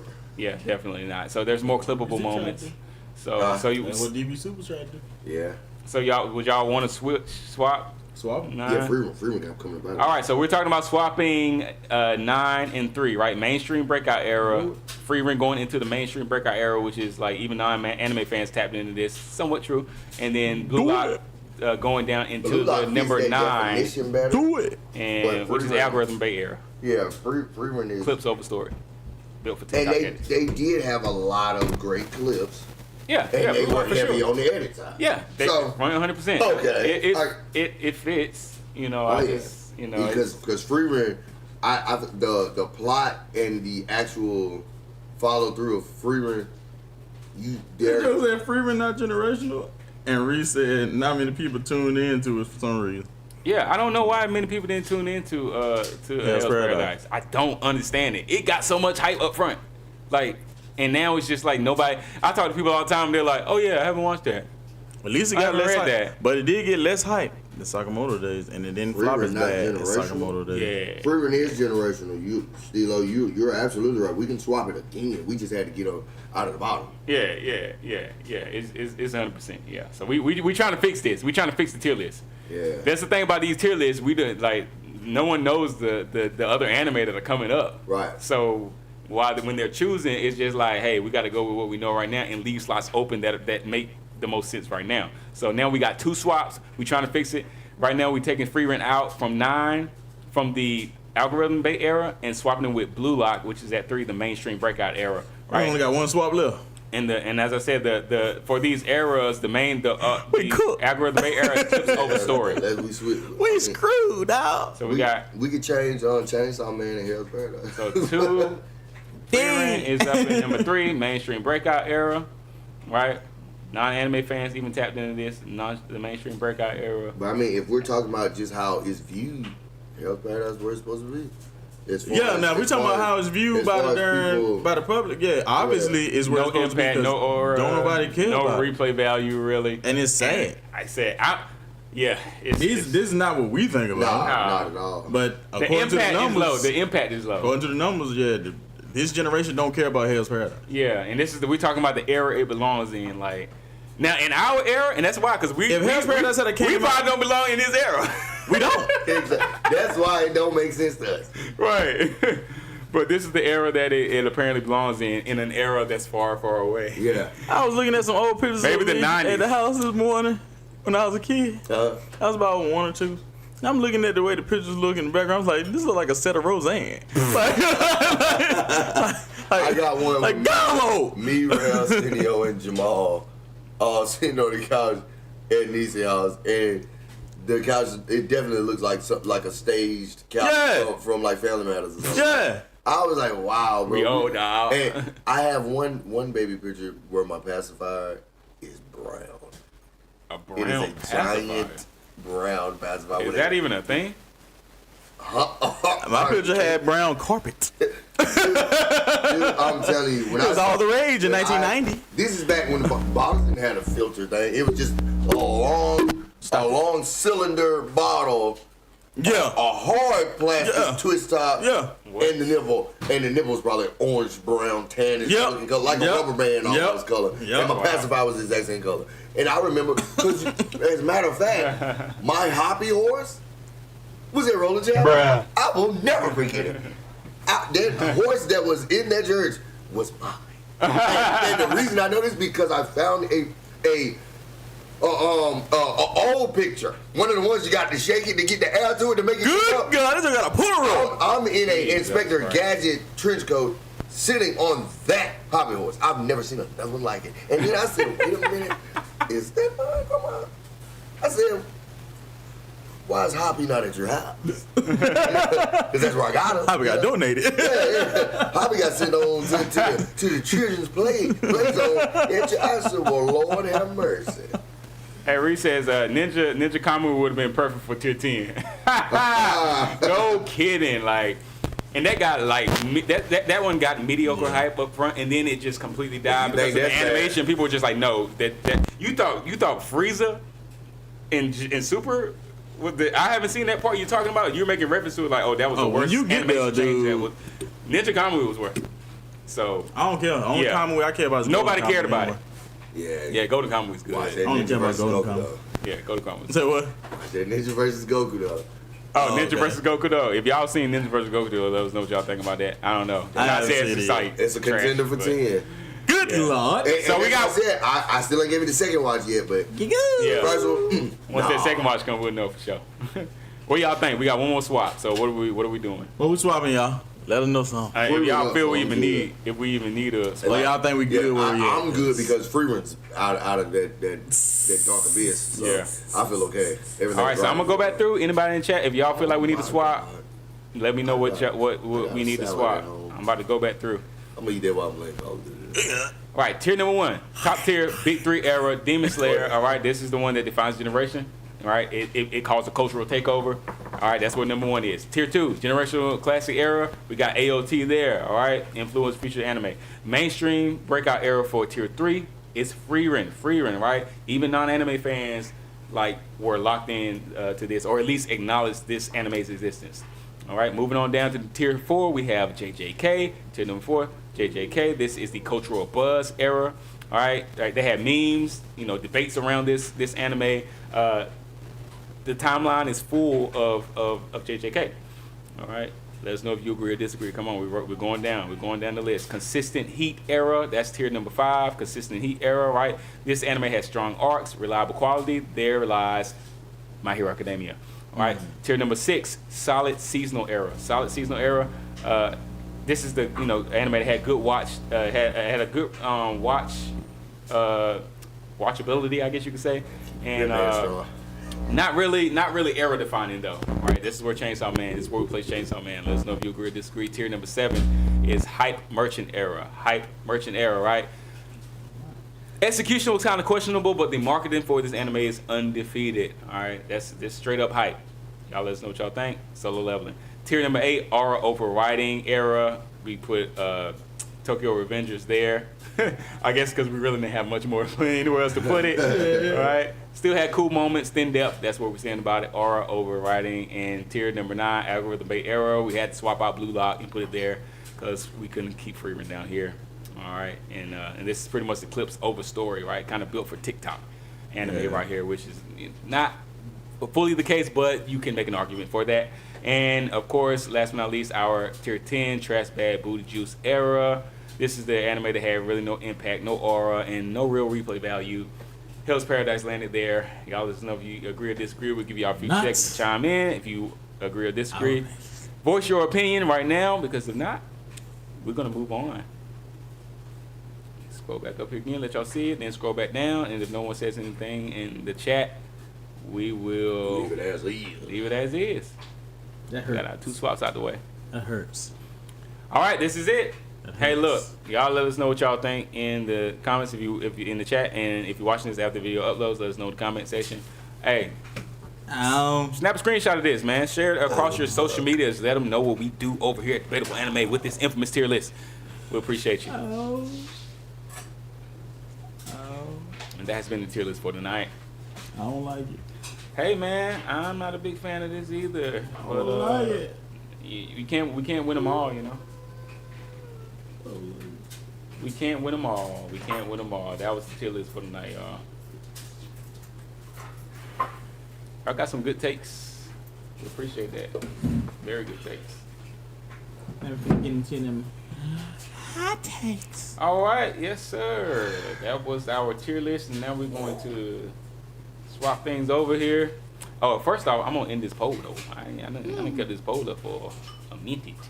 Oh, that poll still up there? 8 votes. Oh, well, it done changed. Oh, really? I need to close out at the very end because that baby, it got 8 votes in it. We got us a tie. Oh, we got a tie. All right, if it's a tie currently, I will keep the poll up.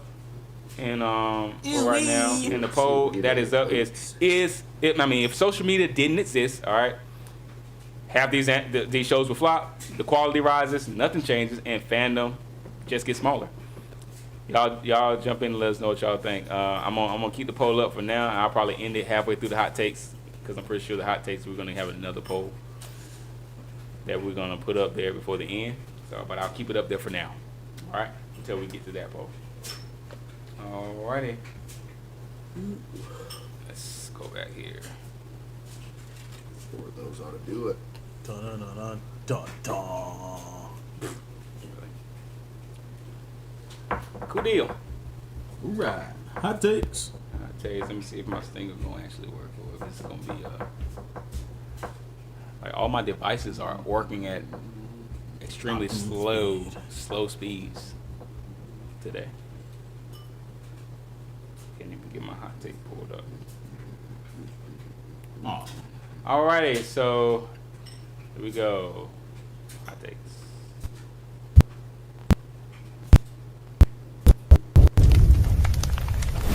You can't even hear it.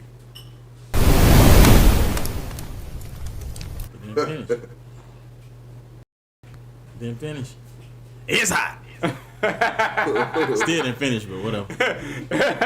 It did in real time, but it's just. Then what's like, that?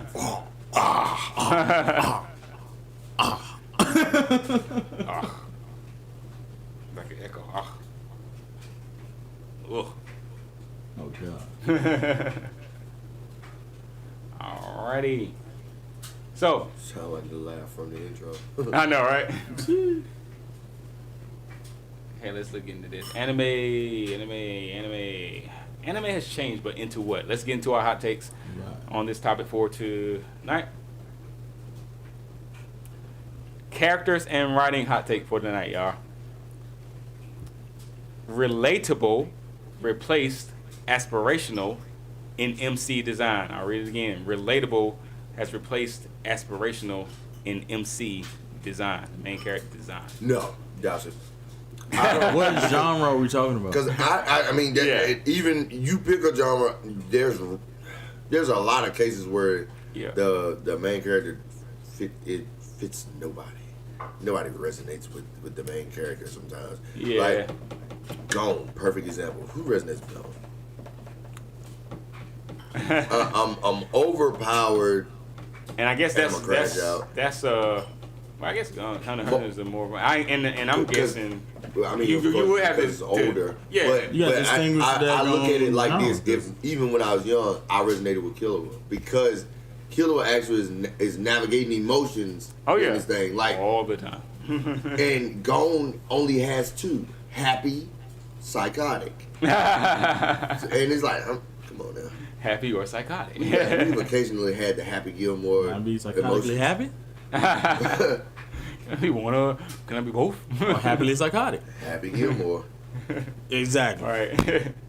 Yeah, but and when they say replace, that makes it seem like it's a. It don't exist.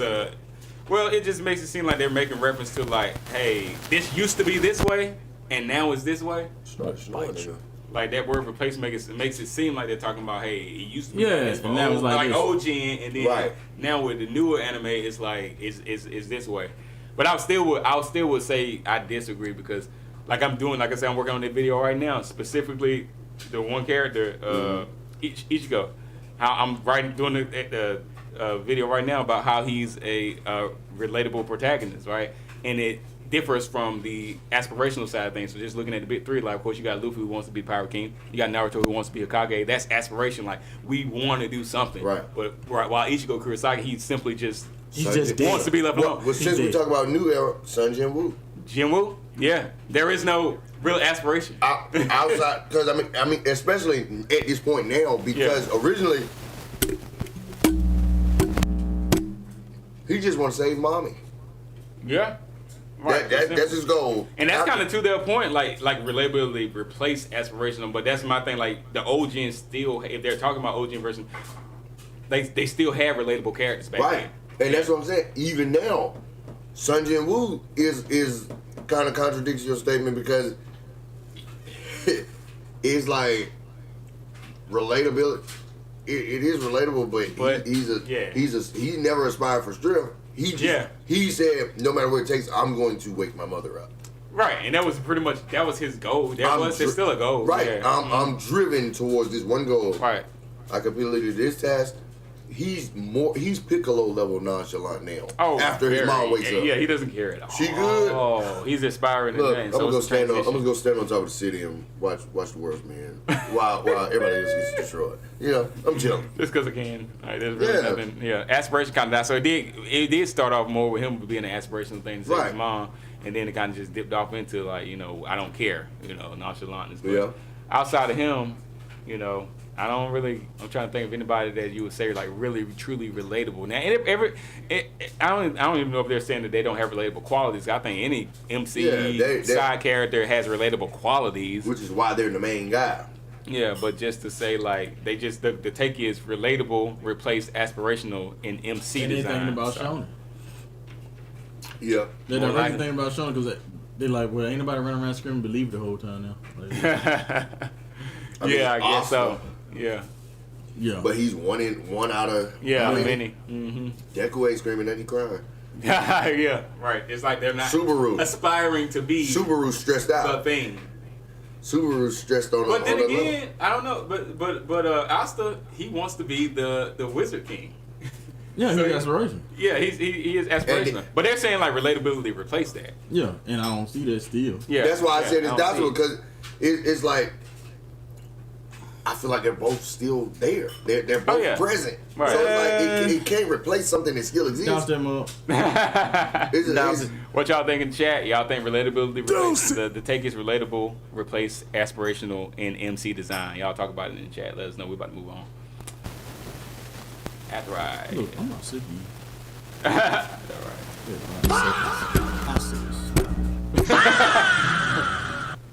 I said stop it. That's when it complies. Right. Got some that hot take. That might be somebody else. I know you heard me when I told him to stop. I told you to stop.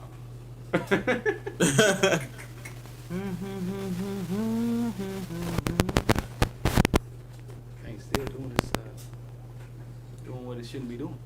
All right, moving on to our next hot take. Tropes and story structure hot take for tonight. There we go. Tropes and story structure hot take. All right. Beyond the world. Good guy. All right. Let's see. This one's interesting. All right. Our tropes and story structure hot take. Power systems are explained more, but felt less. I'll read it again. Power systems are explained more, but felt less. 2 for 2. We're dousing this crap. Smell like bull. Then nobody explained JJK. I think they were like so halfway through. The feeling of the power scale. Yeah, but I don't know. I think it was SWAT for me. Like before I got any explanation around it, I felt it. Like Gojo, like getting. You already can feel it. Yeah, like, Infinity. I felt Infinity. I was like, yo, if I had the way that it's illustrated, you ain't gotta like when they describe it, it's like, oh yeah, that's what I was thinking. That fits what I don't know how that works, but I want that. Whatever it is, I didn't understand like that he was basically the amount of distance in between you, he was just continuously halving it. So it'll never touch him, whatever the attack is. You get because he keeps dividing it down. Distance, he keeps dividing it down for eternity. You know, like an infinite number of times he will continue to do it. So I'm like, that's how that power works. No one explained that to me up front. But I loved what I was seeing. Right, you were seeing it. Yeah, literally. If he did an MC Hammer dance, it would probably go down as one of the greatest anime of all time. Yeah. Because, I mean, JoJo's is still up there for life. Because, I mean, when you throw Jodeci on the track. Oh, yeah. You're goated. You are goated. Oh, yeah. If Steel Ball Run opens up. Oh, they do anything like that. With literally, my heart belongs to you. I'm sold.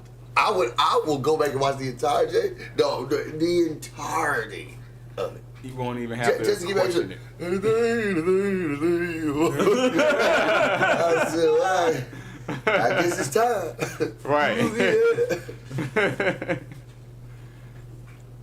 Yeah. Right. So y'all, so you think? Oh, y'all seen it? Yeah, because I'm not. Even if you talk about like no one explains really even like a Demon Slayer. No one's explaining that. No. It's just like you just see it. You love the animation. Photo was doing a great job, and then you just move on. It looks good. It's appealing. I feel like visually. the illustration is speaking before they have to explain it.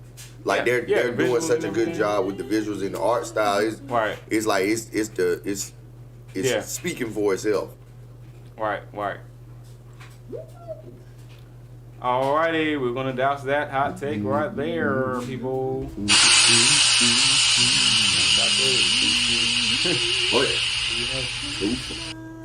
Alright, let's go on. Move on to our next hot take. Y'all let us know what y'all think about the hot take. Power systems are explained more but felt less. Talk about it in the chat. Alright, we moving on. Industry and fandom hot take for tonight. Oh, yeah. This is gonna be a quick Here one. we go. Clip culture decides what's remembered. I'll read it again. Clip culture decides what is remembered. To young audiences, absolutely. But us OGs, not so fast. Not so Not fast. so fast. So you talking about straight Editor. culture? Yeah, we go with it. Let them have it. Yeah, it tracks 100%. I'm like Sun Jin Woo now. I'm for the just watching the chaos right. from the distance. Step in when it get a little too crazy. Step when we get a little too crazy. Just watch it, watch it happen. Yeah, I agree. Like clip culture for younger audiences, like Gen Alpha, I think clip culture definitely decides for They them live and die by it. what they remember. Like they can't. Yeah, I got a little cousin that joke Claire. He don't watch all these anime. He ain't watching. He watched clips of these anime. You know He it. have not watched You all know these it. anime. Yeah, You know it. He Because just watches his thing clips. is, he would probably say, well, I know the main thing that happened. No, you probably just saw a very good edit A breakdown or something. one of the fights. Yeah. Right. And you can't even tell me why this fight happened. Right. Exactly. You ain't got nothing in the store. Right. You playing daggone. You run around here playing Uncharted and ain't watching the daggone. Ain't watching the darn cutscene. Watching the cutscenes. Oh, yeah. That's like, You don't know what's going on. Ain't got a clue. I didn't know I got to shoot people. right. You ain't got a clue what's going on, dog. They don't like open world. At No, all. oh no, too much going on. All right, y'all. Let us know what y'all think in the Thank chat you about much. this hot take. All right, the hot take is clip culture decides what is remembered. boy. Clip Anything to culture make them decides think what's too remembered. much. They don't want it. Our take is that for younger audiences, yes. But y'all let us know in the chat what y'all think. I'm gonna go ahead and end this other poll. If social media didn't exist, all right. Let me end that poll and see It what changed it again. is. Obviously, the vote changed again, but it's Okay, all quality rises. Yeah, all right. On it. If social media didn't exist, quality rises 34%. About Nothing 1%. changes 33%. Fans just smaller 22%. That was my take. And half these shows flop 11%. Oh dang! Somebody actually hit that move. Yeah, Okay. somebody thinking that the shows will flop if social media didn't exist. I'm liking that That must be a diversity. new I'm liking thing. that diversity there. That's what I'm talking about. I feel like that's the most unrealistic one. That the shows flop. They're more likely to flop with less people hating on it. It's got a higher chance of flopping. I don't think that's the case. Because people that's really But less people legit hate watch it. but less people like it too. They might have a point though But on the back end because each they might be coming individual from the person- angle. Each individual person is I'm watching this expensive. for themselves. Now look at it like this. we all three of us have seen the same Like anime. Kanye. I'm gonna I'm listening. Yeah. See, because I feel like I know what you're about to say, but for each one of us that individually watched it, Yeah. everybody has their take on it. But your end result is like, these were my gripes with it, but all in all, that was a good job. I feel like that would be the more than 50% consensus than, man, that was trash. You ain't gonna have the people that love to provoke people, they're gonna say that. One person I know, he loves to call stuff trash. Avery. He would do that because he know it would drive you crazy. Man, you ain't even. And here it goes. That snowball effect. Yeah. But I feel like Yeah. if you don't have as many people to I guess like warp your mindset as far as like you can form your own opinion. Right, individually, I get that point. It's void of anybody else's involvement. So I feel like you're more likely to see it as a whole. You ain't gonna go for this one negative thing that they got. It becomes your gripe now, and you didn't even notice that at first. But now that I see it, I gotta acknowledge it. So that takes away from it. So no, it ain't no good anime. Yeah, I feel like that's only brought to you if somebody brings that to you, because you're not going into it with a negative mindset, so you're not going to come out of it with a negative mindset unless it's actually trash. And none of the animes from New Gen are trash, but how many have we hated because of their fan bases? Yeah, because they. Especially the manga readers, they make you hate stuff before you even watch it, and then it turned out to be good. It's like, what's wrong with y'all? Y'all just don't like for people to be happy. Or they love it before you watch it, and then you end up hating it. no day. Oh god, don't even get me started on Sakamoto today. But yeah, I mean, I see your point, but people just ain't gonna hear though. Oh yeah, you got all these shows that are trash, but the hype is keeping people watching. And if the hype wasn't there, people see the trash that they really are instead of just loving them for the clips. And they wouldn't get the hype, and then they would fall in the face like they should. All right, so give me an example of that show. A show that you feel that would like without social media, the hype would kill itself. Solo Level. I knew he was gonna say it. But you say that because you hate characters like Sun Jin Woo. So it's like, I'm just saying, even if it didn't completely flop, it would not have the. It wouldn't be where it is. I can't say that because him as a character, I couldn't say that I would get to that point because we all love a character who aura forms on the level with Sun Jin Woo, and he is garbage. His name is Piccolo. We love him dearly, Chris, but he's garbage, and he's one of the most beloved anime characters of all time. Chris Sabat did a wonderful job, but the character was horse crap. The character isn't horse crap because he has substance behind him. He was rode into a hole. All he has left is the power of aura farming. His capabilities have been diminished by a. What solidified him is his cape. No. And the wind blowing behind it. It's being. And look, you're doing it right now. What I'm saying. What solidified Piccolo's space in our hearts was him becoming Gohan. Listen. You gonna see the change in how I'm saying this. Right, come on. You gonna see the change. His surrogate father, not his stepfather. He didn't take Goku's place. Goku didn't abandon him. I can't say that no more. I get that up. I get that up. He was absentee. But it won't by his own design. He got killed. Understood. Couple times. He got killed trying to protect him. I give him that now after going back and watching DBZ again. So I can't bash him no more for being a horrible father. Yeah. He's sucky. He ain't the best, but he ain't the straight negligent guy that I used to paint him as. So I get it up now. But Piccolo was a surrogate father to him. And that's why we love Piccolo. And he doesn't sacrifice his life for Gohan so many times. Even when he knows he's going to die. Understood. I agree with you there. But so what would you say is the deciding factor for Sun Jin Woo then? Like a character that their aura forms on the same level, but you're saying he has zero substance and people would grow to hate him because all he does is aura form? I think he's a shallow character. I could agree with that, but I don't. And he's the protagonist. I don't like shallow protagonists. You don't, but that's what I'm saying. No, some people not.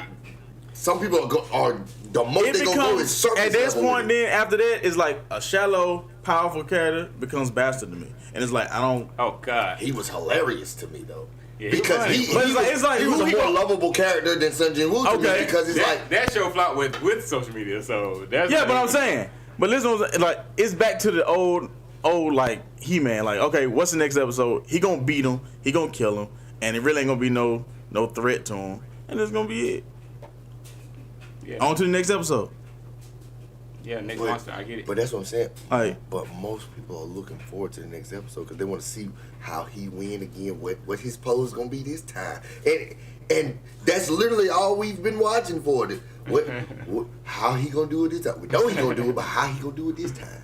Yeah, and I think it's surviving that well because of the clip culture. Like, it's like we love to see that because now I can make memes about it. But we didn't clip none of it. We enjoyed those moments. You were hating Sunday Movie the whole way. But you admit. Now, can I admit that the fights were cool? Yeah. Yeah. And that's what I'm saying. Very flat. But it's a shallow anime. For sure. I'm just saying there's a lot more people that are going to be very bland in their description of it and say it was good because of what they got out of it versus somebody like you or me that can actually pick apart why it's not anywhere as good as you think it is. Yeah, and the ones that have these shows flop, that's where I'm thinking they might have. It says half these shows flop. It's not even just This is saying half that. So this person really, really has. I would like to hear their take. Yeah, because it's probably not even what I just said. But that's what I'm saying. Because it's not even. Y'all focusing on one anime. But that's what I'm saying. It says half these shows flop. And that's what I'm saying. It seems more likely if it was like one or two. But you saying half of what's out is garbage. It's gonna flop if there was no social media. It's like come on. I wouldn't say flop. I don't think you'll have so many isekai. That's funny you say that. Because that leads us to our next hot take. Transition piece. Are we gonna get some? Stage transition. But y'all were in that 34% quality rises. That's what that last poll went. So that's good stuff. Good stuff. All right. So our next hot take, of course, an overrated versus underrated hot take, and this one's very simple. It's actually kind of funny, but they're saying that this take is overrated. But I don't know. It's a fun one. Real simple. The take is everything is isekai now. But people are saying that take is overrated. That everything is isekai now. This person probably just like went through their Crunchyroll feed and was like, "Oh my god, everything is isekai now." There's a lot of them. Because I've been like that same way with shonen. Yeah. Sometimes it's like, I don't want to watch this right now. Yeah, like, that's all y'all offering me. Like that's all y'all got. Right. And that's why I said. Because I've experienced it like that. Right. That's why I keep advocating. Check more genres. Yeah, there are a lot more. Yeah. That's how I've drama, mystery, I've romance, opened up my range and stuff because it's like I'm not in this box no more. Yeah. Because when I was in that box, I'm like, Jesus, what am I gonna watch? Look at all these names on here. It sounds like different titles with the exact same show. Yeah. I can't do it today. Sometimes I want to see a grown man actually doing the grown man stuff because I am a grown man. Yeah, sometimes I want to see a teenager running around. Sometimes I want to see a young lady actually whooping up on some more people. Like that's what I kind of want to see. Sometimes I want to see investigations. You gotta watch a gray rat look for some triple B's. And for me, it was literally Rising Empire. That was the one that I feel like Netflix they did me a solid because golf. Like that's how I was looking at it. I'm like, come on, bro. I'm really I'm not here for it. But when I watched it, wow. Yeah, and this dude, this is an elementary school kid, and he teaching me life lessons. Yeah. I'm like, this hit different. And it's not the typical anime I would watch at all because even though it's anime, it's still golf. And it changed my perspective on golf. Gawain, I will never forget his name. The same way that Isugi and them changed my mindset with soccer. I'm like, I didn't even know all of this stuff was possible. And now I find myself, it's a 2-3 minute video of just people dribbling. Like, like, what's his name? Baccarat? The crazy dribbler, the psycho that love his little ego demon. Right. Mm-hmm. They dribbling, and I know what they're doing now. Right. And I can put a name to it and stuff because of how locked in I was to this anime. Oh, yeah. It changed my perspective on it. Oh, yeah. I mean, Your Line April had me wanting to daggone tickle some ivories. I mean, and I don't know. I don't remember how to play nothing on the piano. And that's what I'm saying. The anime that can provoke more thought to its plot, that's 10 out of 10 right there. Oh, yeah. For me, because that's what I look for in a lot of anime. what is something that I can take away from this anime that I can actually implement and apply like to my everyday life? Because a lot of these protagonists and main characters, it's like something about them is something that you resonate with. Right. It is something about them as a main character, or even like a side character that has something going on, like Kurapika. Mm-hmm. Everybody's pulling for Kurapika. He seems like a crasher, but it's like once you know what's done to him, it's like, man, I hope he get even. I hope he at least get the one that got him, or he at least recover the eyes that he after, because it's like that's all he got left of the people that his he family, lost. So it's like, his history. hey man, I'm really pulling for, and even though he ain't stealing the man, he going like he catching that fade, like he like no, I'm gonna get it back in blood, like, but I understand. So it's like, I feel, but the flopping thing, that went crazy for me. In my mind, it's like I'm still thinking on it. Like, you think half of the new stuff? I can't name 5 that I feel like it's just trash. Like just off the gate for new gen. I mean, Ninja versus Goku though is up there. It's climbing the charts. He was not gonna let that one go. He's like, I'm telling y'all, keep bouncing back to my mind. I'm trying to tell you. I'm trying to warn you. but I agree with their hot take. But I agree with it for a different genre. Yeah, because shonen is but you know how they. But I feel like I posted it. Yeah, because it's like I felt that you probably said it. Right, I've scrolled down Crunchyroll and said, "But is this everything all you is got?" shonen? Like, okay, 15 each got. Let me go to this. Oh, okay, 15 shonen. Right. Okay, 2 slice of life. Right. And the title's so long, I don't even want to watch it now. Because it took me too long to read. I got to hit the dots to find out what the rest of the title is. Right. Yeah, because it's so long. Because, I mean, with most of them, you're going to get the full description. You're going to know exactly what you're about to watch. Yeah. Because it's going to take an hour to read it. Right, in the title. My brother went to the store and was hit by a bus and never came back again. Right, and that'll be the last episode. You be like, man, he never did give it a well, guess that's final episode. Final episode. That's wild. But yeah, I agree. Yeah, I agree with that. Yeah, you can't dodge that one. It's hot. I feel like everything he's got. All right, moving on to our chat-friendly poll starter for the night. All right, this is the take in which you can take it, paste it, and repost it. Yes, exactly, into your chat groups or whatever, online, or just any text message group chats. You can just post it there, all across your social medias, wherever you want to, in order to get the conversation started on this topic that we love called anime. All right, so the chat-friendly poll starter for the night is very simple. Still on this topic that we are having, like, hey, anime has changed, but into what? What has anime changed into? What era of anime are we in? It's around that topic. And the poll is very simple. I'm going to post this poll here. And the poll is very simple. It's all your opinion is debatable. Pick era of anime, of course. 90s, 2000s, 2010s, or 2020s. What are we thinking? And this is very hard because, like I said, peak is like. Okay. A lot. Let me. I'm trying to name a few. I'm gonna keep this chat up here until we done. Cause you really gotta pull up some anime and really think about like when did this anime like start. Right. That's what I'm trying. All the big three are in the of course 2000s. Yeah. That's your big three. Dragon Ball Z is in the 90s. 90s. Right. Yeah, your Dragon Ball. Yeah, that's Dragon Ball. Your Z, Ghost in 90s. the Shell. 90s. 90s. Yeah. Oh boy. What's Sailor Moon? Like Cowboy Bebop, Sailor like Moon. the 80s. Yeah, Sailor Moon probably might. That's- I don't know. Yeah, it might go back to 80s, right? Late 80s, I think. Like 80s, early 90s, something right there. You can say 90s. Yeah, anything, because 90s is the first one I got on this list. So Yeah, I what? mean, Charge me again, man. oh, 60s. 19 should have never happened. Right. Think about how many horrible anime that would literally be amazing. Think about Speed Racer, dog. Think about how many bad anime that's out right now that would be amazing in comparison to Charge Man King.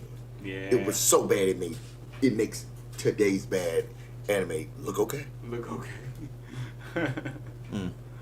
But yeah, I don't think 2020 is really anything that, unless you're talking about like a free run or something like that. You know? I would say 2010s, but I don't think you really got in that. Well, you got Attack on Titan, you got that. My Hero Academia started. Brotherhood. I really feel like as far as impact, I feel yeah. like as far as impact for peak, I think it's 2010s.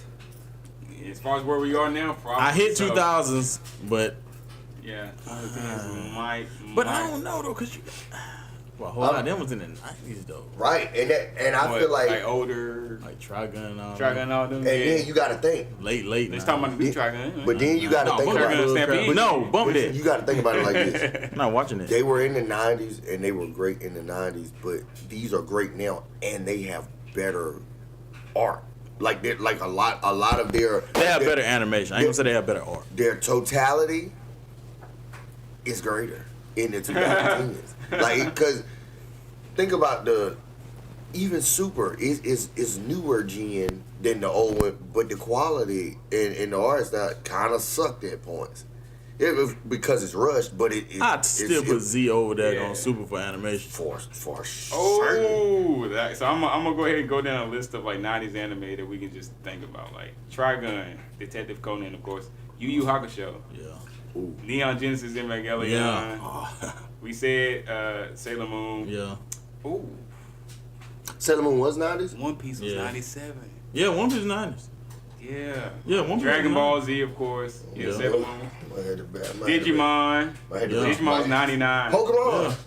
Yeah. GTO.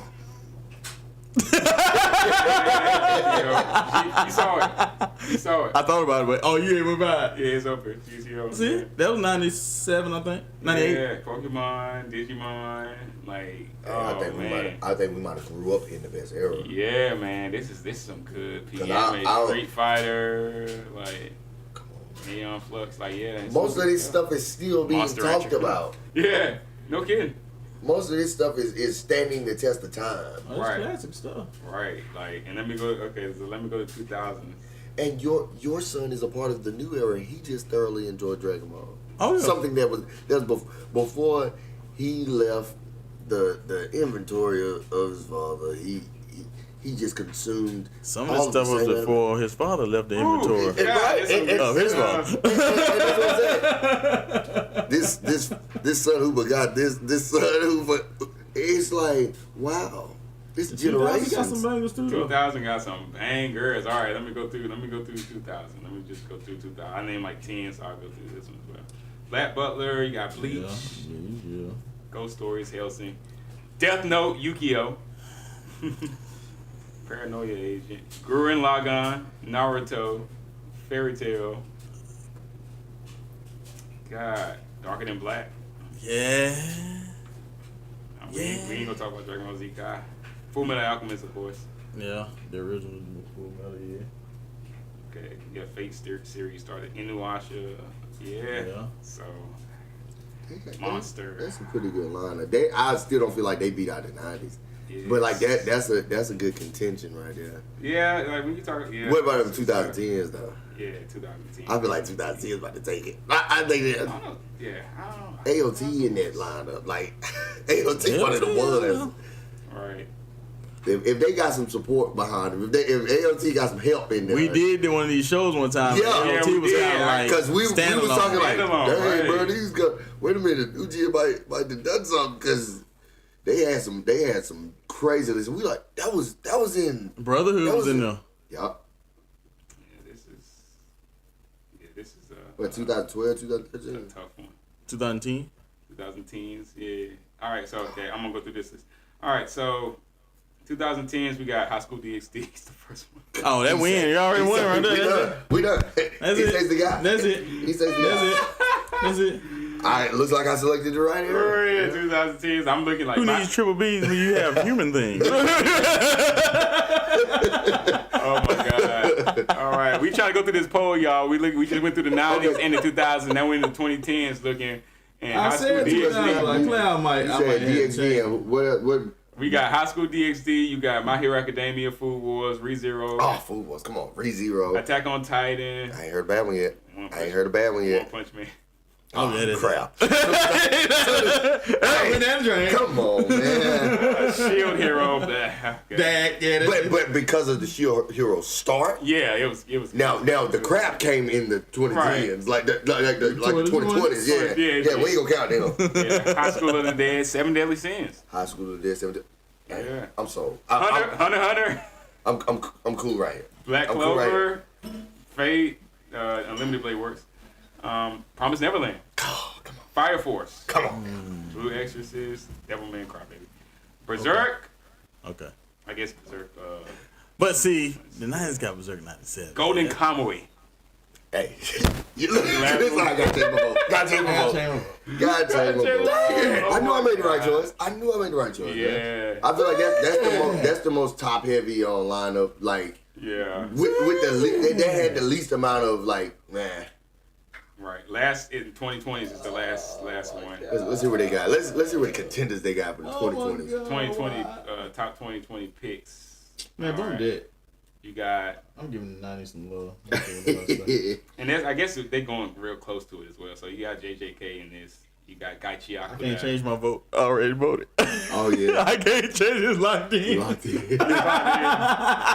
Oh yeah, I'm cool on mine. Yeah, I'm on 2000. It's fine. Yeah. So what you got? You got. I stand with it. I stand by it. I stand by it. That's my anime club year, so that's Right. I mean, yeah. Just stick with it, I guess. yeah, I'm down. All right. So we got JJK. We got what did I just say? Low level. Gaichi Akuda. You got Eminence and Shadow. Freerin, Beyond Journey's End. Togen Anki, Sakamoto Days, Don to Don, Ninja Kamui, Mushoku Tensei, Kaiju number 8. Oh yeah. Tokyo Revengers, They had Solo Leveling. They got a lot that only have one good season though. Yeah, Akudama Drive. They have a lot. They ain't had time like to- a, yeah. Tower They ain't had time to bust it up. Ooh, Tower of God. Okay. Some of your Carver died. Chainsaw Man. Guys in Your Still Blood got War. like 3 Okay. episodes. Okay. Now this is getting better as he talk. Ubel Block. Is That's on the list too. Oh yeah. Oh my God. To Your Eternity.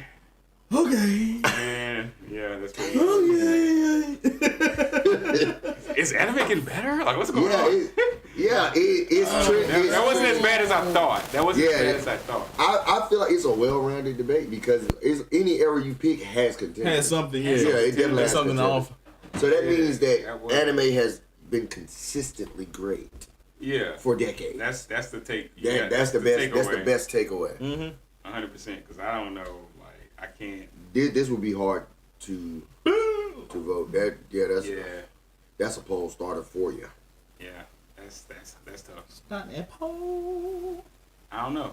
I don't know. All of them are good, like you said. Anime just. Hey, 2010's got it. 60-40, baby. Oh, It ain't closed out, but I'm telling you right now, somebody just jumped in that vote like, hey, look, let me throw my hat in the ring. 2010, and they probably just heard the list. They probably just heard the list.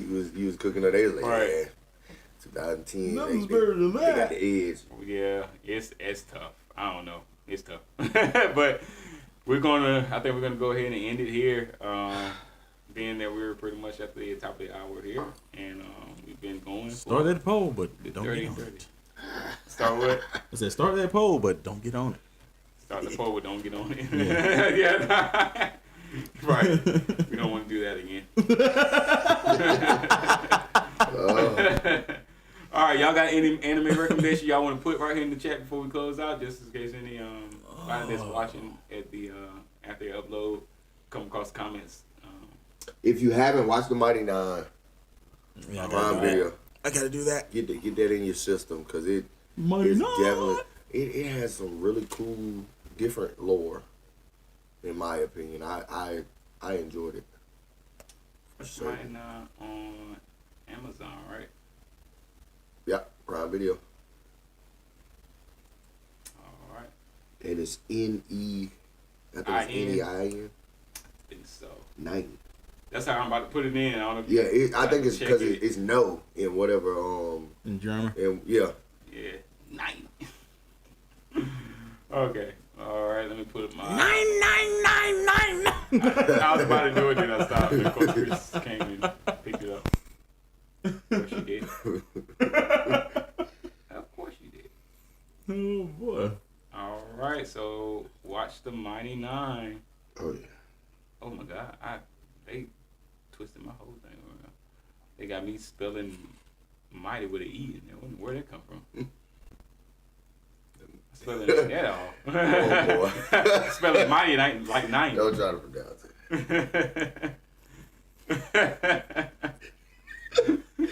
Oh God, we gotta close out. Oh my God. Oh my. It's working. Well, we've been Debatable Anime. Oh God, is that me again? Oh boy. I ain't gonna say it. All right, watch Mighty 9 on Prime Video. Okay, y'all, that's our recommendation for the week. Y'all let us know what y'all think. If you have any recommendations that you want to send to us, you can always comment in the comment box. You can always below, or you can always hit us up at itsdebatable@outlook.com. Yeah, we love your suggestions. Yes, we would. Yes, we do, because we love anime. All right, I think that's going to do it for us tonight. Well, yeah, we're all set here. And we're going to end it. Hit the like button. We're going to keep it neutral tonight. And we appreciate you all. So go home and love on your families and love on your friends. We will see you all the next time. It's debatable. Your Somebody else. Gotta focus. gotta remember. I kept being ready to say Final Flash. I know. This last Debatable. was like, It's debatable. It's debatable. Come on in, help me find. Well, I'm about to yell at me now. Always remember. It's debatable. If it didn't happen in the market, it ain't canon at all.